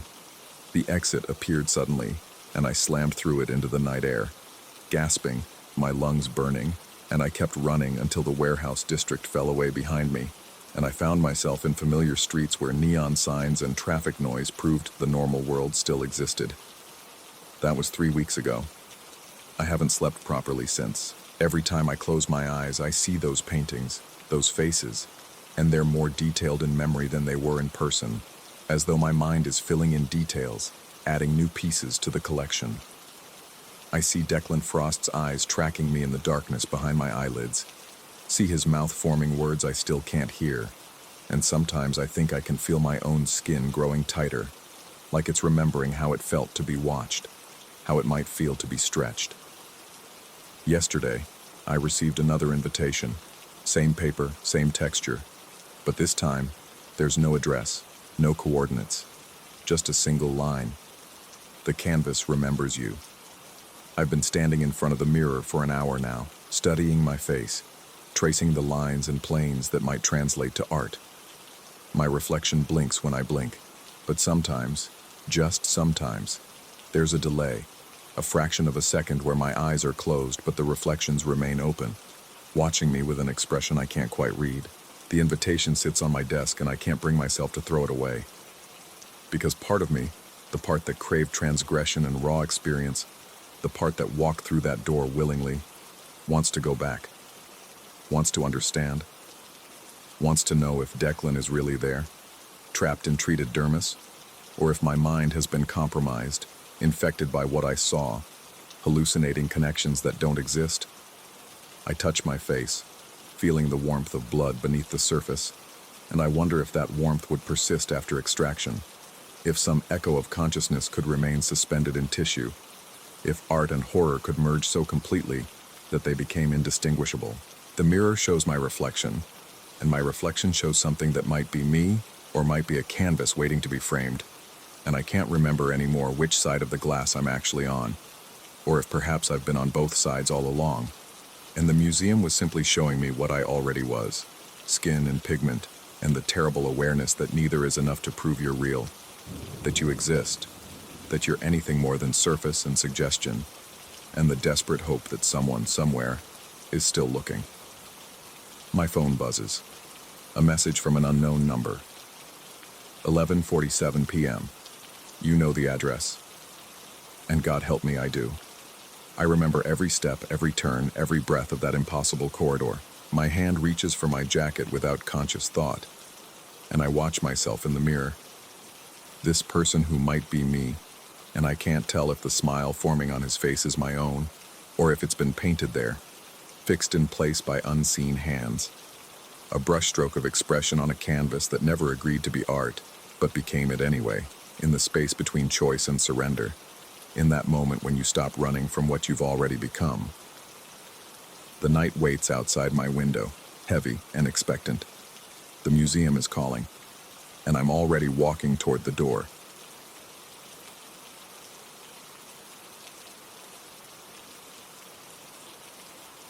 Story 13.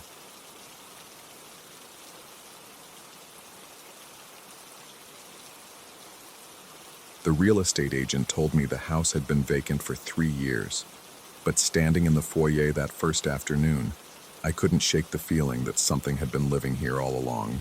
The air hung thick and warm, almost humid, despite the October chill outside.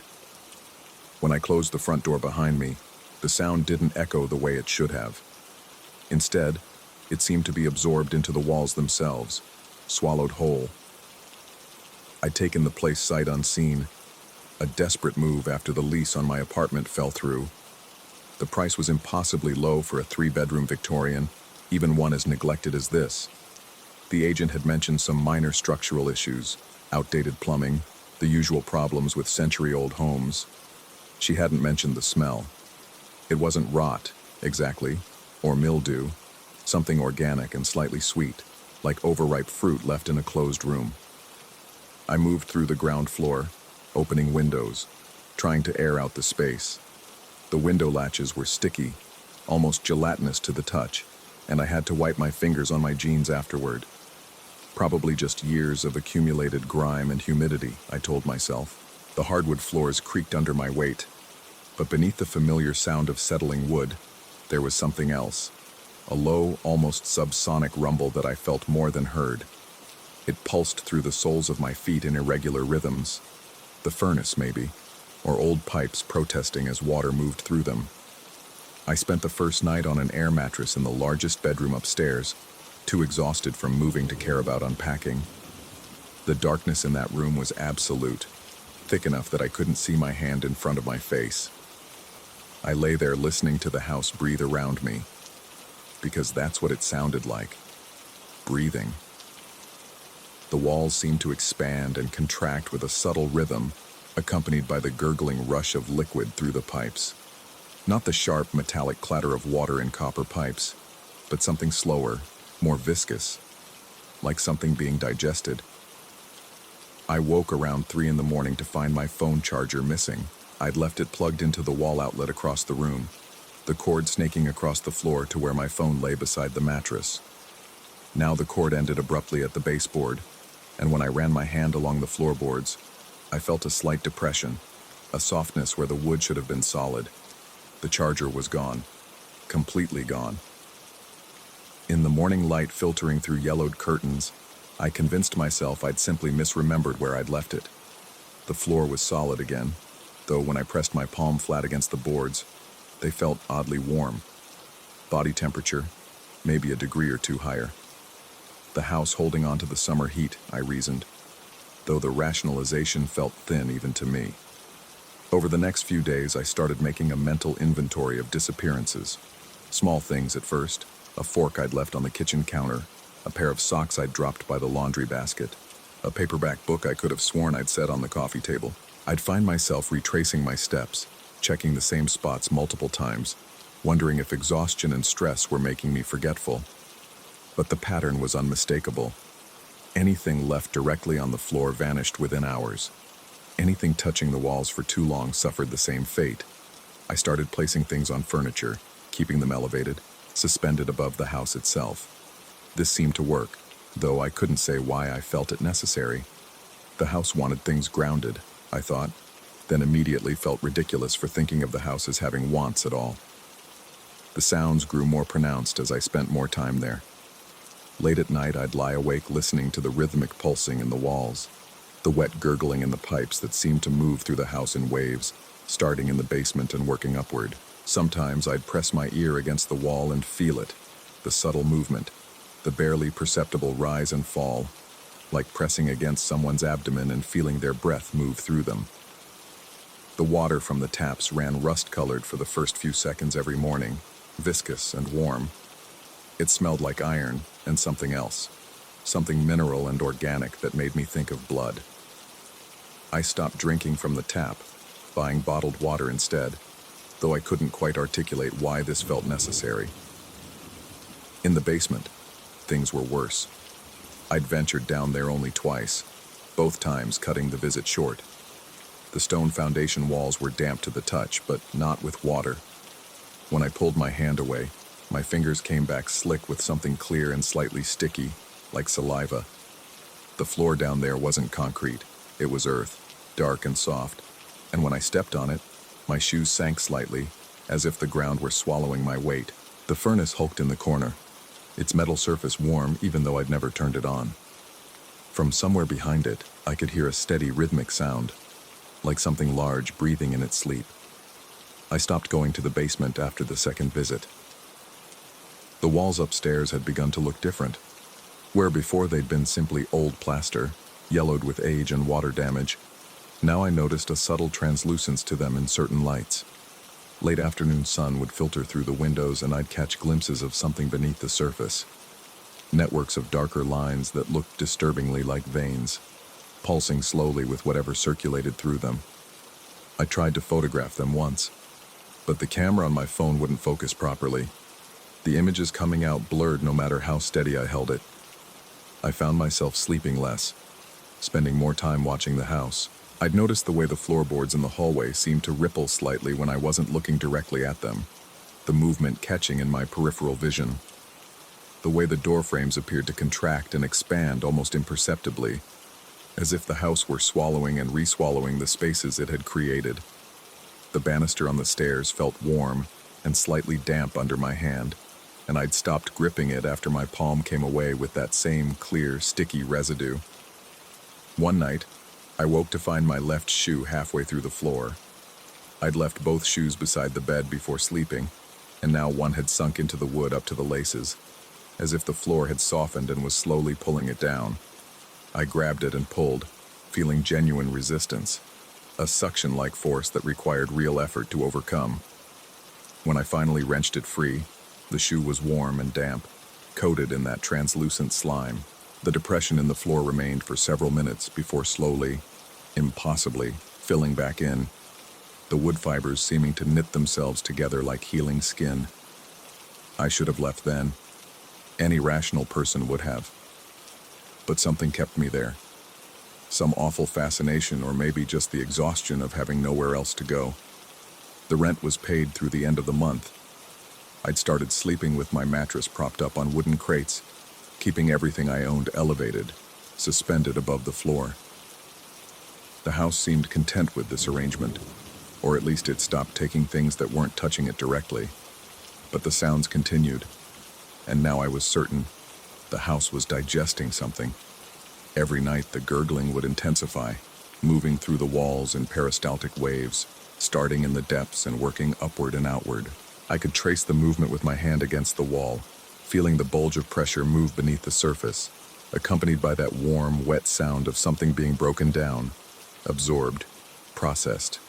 During the day, I'd find new stains on the floors and walls, dark patches that looked disturbingly like acid burns, circular and spreading. The wood around them was soft to the touch, partially dissolved. I stopped investigating too closely after I found what looked like the metal tip from my missing pen embedded in one such stain, half dissolved, the plastic casing completely gone. The smell had changed too. What had been vaguely sweet was now sharply acidic, tinged with that same mineral blood scent that came from the taps. The air itself felt thicker, harder to breathe, and I'd taken to keeping windows open constantly despite the cold. But even the windows seemed to resist staying open, the frames creeping slowly closed over hours, as if the house were trying to seal itself, to keep its atmosphere contained. I started marking the walls with a permanent marker, drawing lines and dates to track any movement or change. Within days, the marks had begun to fade, not from age but from absorption.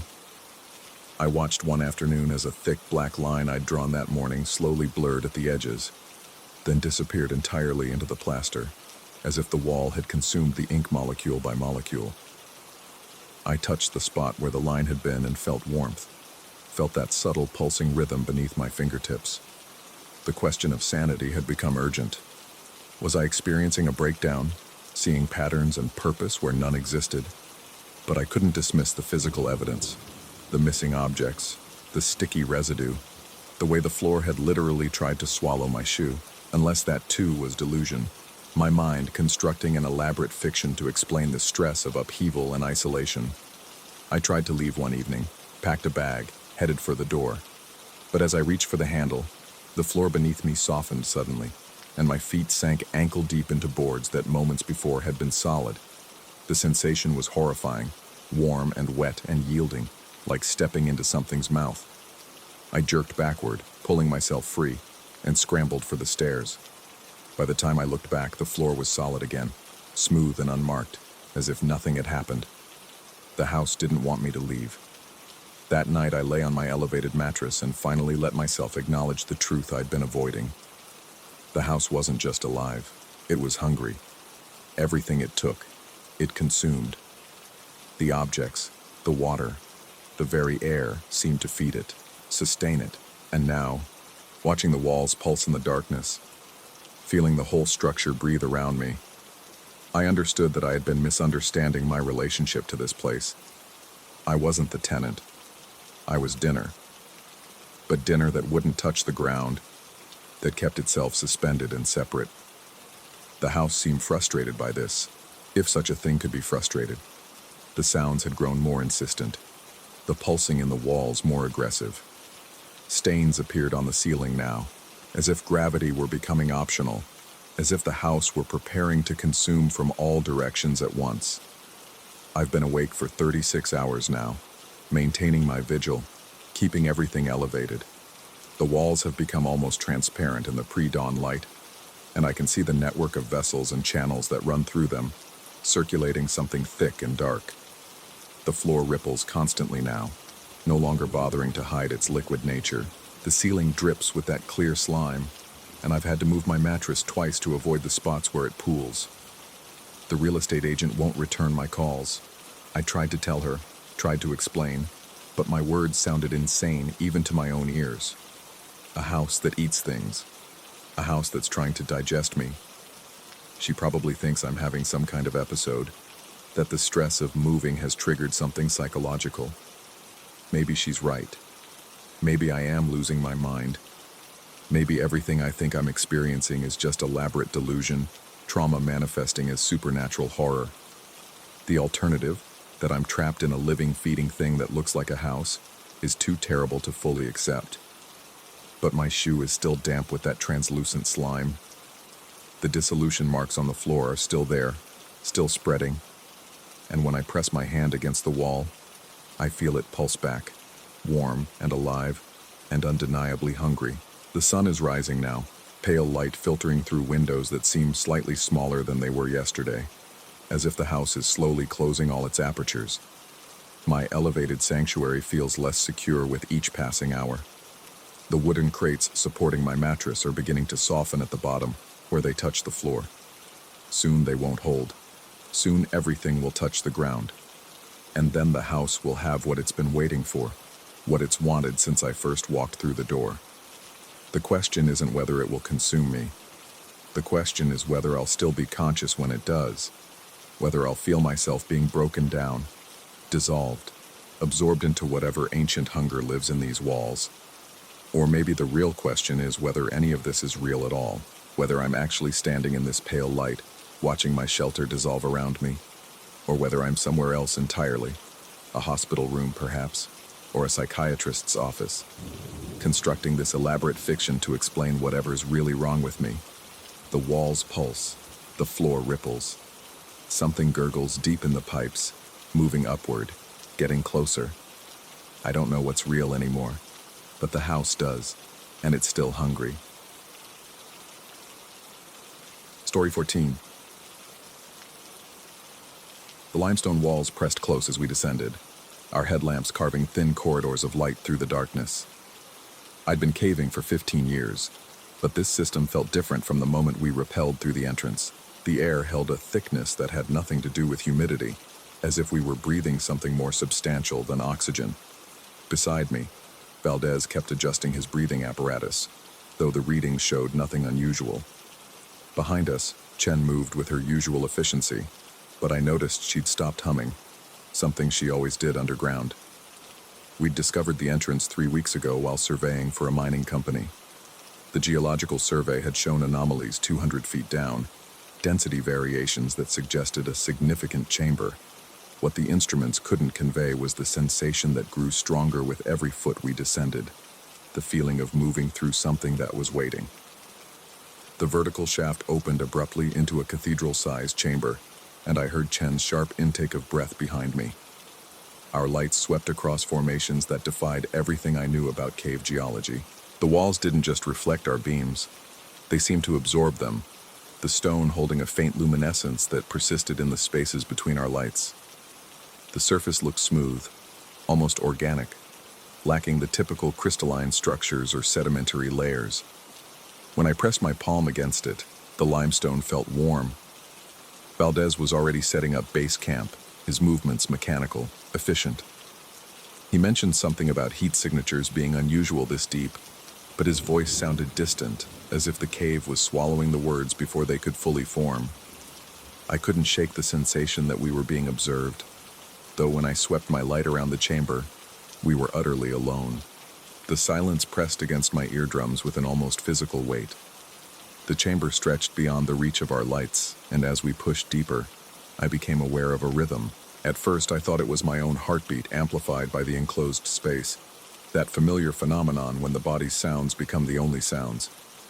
But the rhythm was slower, more deliberate, and it seemed to emanate from the walls themselves. A steady pulse, almost imperceptible, like the cave was breathing around us. Chen felt it too.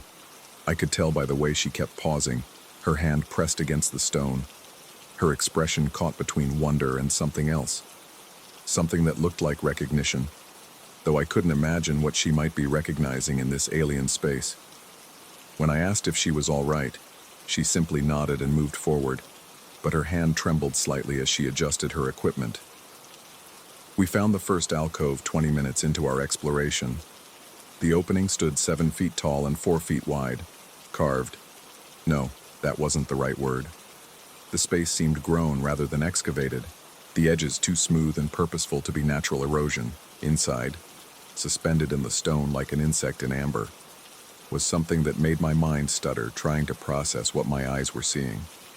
The chasm stretched from floor to ceiling, a translucent membrane that pulsed with the same rhythm as the cave itself. Through the gossamer surface, I could make out a form, distinctly human in its basic architecture, but wrong in ways that made my stomach clench. The proportions were subtly distorted, limbs too long, joints bending at angles that suggested additional articulation. The face, partially visible through the milky membrane, held features that were almost familiar, like looking at a photograph that had been left too long in water. What disturbed me most was the sense of awareness. The thing's eyes were closed, but I felt watched nonetheless, as if perception could exist independent of the conventional sensory apparatus.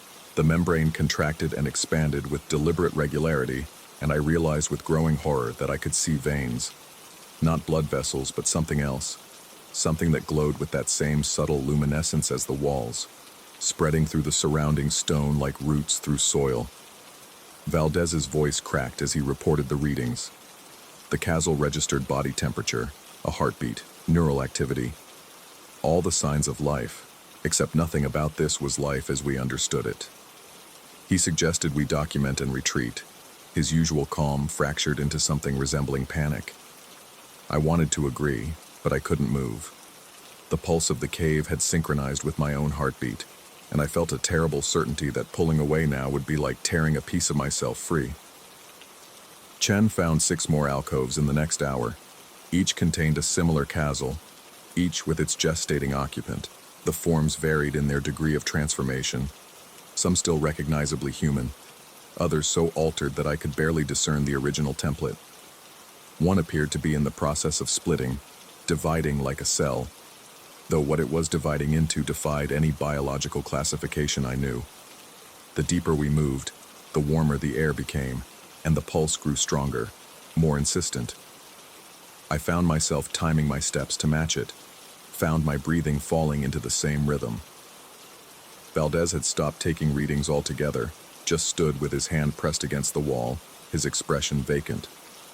Chen was examining the membrane of one of the chasms with an intensity that bordered on obsession, her fingers tracing patterns on the translucent surface. I tried to call them back, to suggest we'd gone far enough, but my voice emerged as barely a whisper. The cave was full of sound now, though no actual noise existed beyond our movements and breathing. It was as if the silence itself had substance, had weight, pressing against my consciousness like a physical presence. That's when I saw the dates. Someone had carved marks into the stone near several of the alcoves, crude scratches that, upon closer inspection, resolved into numbers. Years. The earliest I could make out was 1847. The most recent was 2019, 6 years ago, the year the Hartley expedition vanished while exploring this mountain range. They'd never been found. Their equipment had turned up scattered across 3 counties, but the team itself had simply vanished, all 5 of them gone without a trace.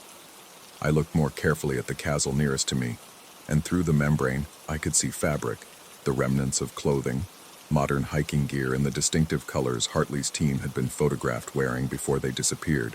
The form inside had progressed far beyond human, but something about the bone structure, the general size, suggested this had once been a person. The implication crashed over me like ice water. These weren't alien forms gestating in the earth. They were transformations. The cave was changing them, had been changing people for nearly 2 centuries, probably longer if we'd explored deeper. And we'd been here for hours now, breathing the air, touching the walls, letting that pulse synchronize with our own biology. I yanked my hand away from the stone and immediately felt dizzy, disoriented, as if I'd stood up too quickly. The cave seemed to lurch around me, the walls contracting like a living throat. Valdez had moved to another alcove and was standing motionless, his hand pressed against the membrane, his expression rapturous. Chen was on her knees beside a different chasm, and I realized with mounting horror that she was trying to open it, her fingers working at the membrane's edge where it met the stone. My voice cracked as I called their names, but neither responded. The pulse had become overwhelming, a drumbeat that seemed to emanate from my own bones. I could feel it in my teeth, in my skull, reverberating through my skeleton like I was a tuning fork, struck by some massive, invisible hand. I forced myself toward the passage we'd used to enter, each step requiring tremendous effort, as if I were moving through something far more viscous than air. My headlamp flickered. They'd been fully charged when we descended, and in the strobing light, I could see things in the walls. Not alcoves, not separate formations, but shapes pressed into the stone itself, hundreds of them, thousands perhaps, all around us. The entire chamber was riddled with them, a vast network of transformation spanning out in all directions. The cave wasn't just a space, it was an organ, a womb, exactly as the miners' old legends had warned, though we'd dismissed those stories as superstition. The mountain itself was alive, had always been alive, and we'd crawled directly into its reproductive system. I tried the radio, but only received a wash of static punctuated by something that might have been breathing, or might have been my imagination imposing patterns on random noise. The rope we'd used to descend hung exactly where we'd left it, but when I grabbed it, the texture felt wrong. Too warm, too soft, almost like touching skin. Behind me, I heard a sound that made my blood freeze. A wet, tearing noise, followed by Chen's voice, but wrong, distorted, saying words in a language that predated language. Not speaking to me, but responding to something else. Something I couldn't hear, but could feel in the vibration of the air. My hands worked automatically, clipping into the rope, starting the ascent. The climb should have taken 15 minutes, but time had become elastic, unreliable. I might have been climbing for seconds or hours. The pulse followed me up, growing fainter but never disappearing entirely. I could still feel it in my chest, a second heartbeat that wasn't quite synchronized with my own. I emerged into twilight, though we'd entered at noon and hadn't been down more than a few hours by my watch. The sky held colors I couldn't name, and the trees surrounding the entrance moved without wind. I collapsed on the ground, gasping, trying to convince myself that the fresh air would clear my head, would make things return to normal. But normal had become a relative concept. I could still feel the pulse, fainter now, but persistent. And when I looked at my hands in the failing light, I saw patterns beneath the skin. Not quite luminescent, not quite visible, but there, spreading slowly up my forearms in designs that matched the veins I'd seen running through the stone. The rescue team arrived at dawn. I'd radioed for help sometime during the night, though I have no memory of making the call. They asked about Valdez and Chen, but I couldn't form coherent answers. What could I tell them? That my teammates had found something in the darkness that wanted them? That they'd gone willingly toward their transformation? They sealed the cave entrance with concrete and steel, though I knew it wouldn't matter. The mountain was patient. It had been patient for millennia. A few cubic yards of cement were meaningless to something that measured time in geological epochs. I'm writing this 6 months later, in a facility where the doctors are very kind and the walls are very white. They tell me I experienced a severe psychotic break brought on by oxygen deprivation, that the patterns I see on my skin are hallucinations, that the pulse I feel is just my own heartbeat amplified by trauma and stress. They show me reports proving the cave contained nothing but standard limestone formations, that there were no alcoves, no casuals, no evidence of Hartley's team or anyone else. But I know the truth. I know it the way you know you're being watched even when you can't see the watcher. The pulse is still there, slower now, almost dormant, but waiting, growing. The patterns have spread to my shoulders, my chest, working their way deeper with each passing day. Sometimes late at night when the facility is quiet, I can hear something vast stirring beneath the earth. Not just under this building, but everywhere. A network of awareness that spans continents. And I understand now that the cave wasn't an isolated phenomenon. It was just one chamber in a system too large to comprehend, a planetary organism that's been here far longer than humanity. The doctors say I'm improving. They talk about discharge, about reintegration. They don't understand that reintegration is exactly what's happening, just not in the way they mean. I'm being integrated into something older, something patient, something that doesn't make the distinction between mountain and flesh, between stone and bone. Last night, I felt the pulse change rhythm. Not slower or faster, but different, purposeful, and somewhere far away, maybe in a chamber deep beneath the earth, where the boundaries between states of matter grow uncertain. I felt something stir, something that had been gestating for a very long time, finally ready to emerge. Chen and Valdez are still down there, I'm certain. Not dead, not lost, but transforming, becoming something new. Something the Earth needs, perhaps, or something it's been preparing for epochs. And I'm following them, degree by degree, cell by cell, though my metamorphosis is slower, more subtle, happening in a sterile white room instead of a living cave. The doctors think I'm getting better because I've stopped talking about the pulse, stopped showing them my arms where the patterns grow. But silence isn't healing. Silence is preparation. The Earth is patient, and it has taught me patience too. I can feel something building beneath my sternum, not quite physical, not quite metaphysical.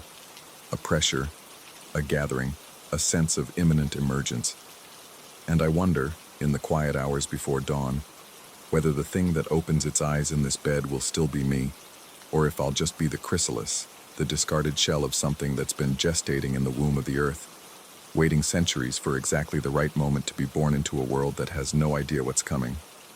The pulse continues, steady and eternal, and I match my breathing to its rhythm, surrender to its ancient timing. Soon, I think. Very soon. The gestation is almost complete.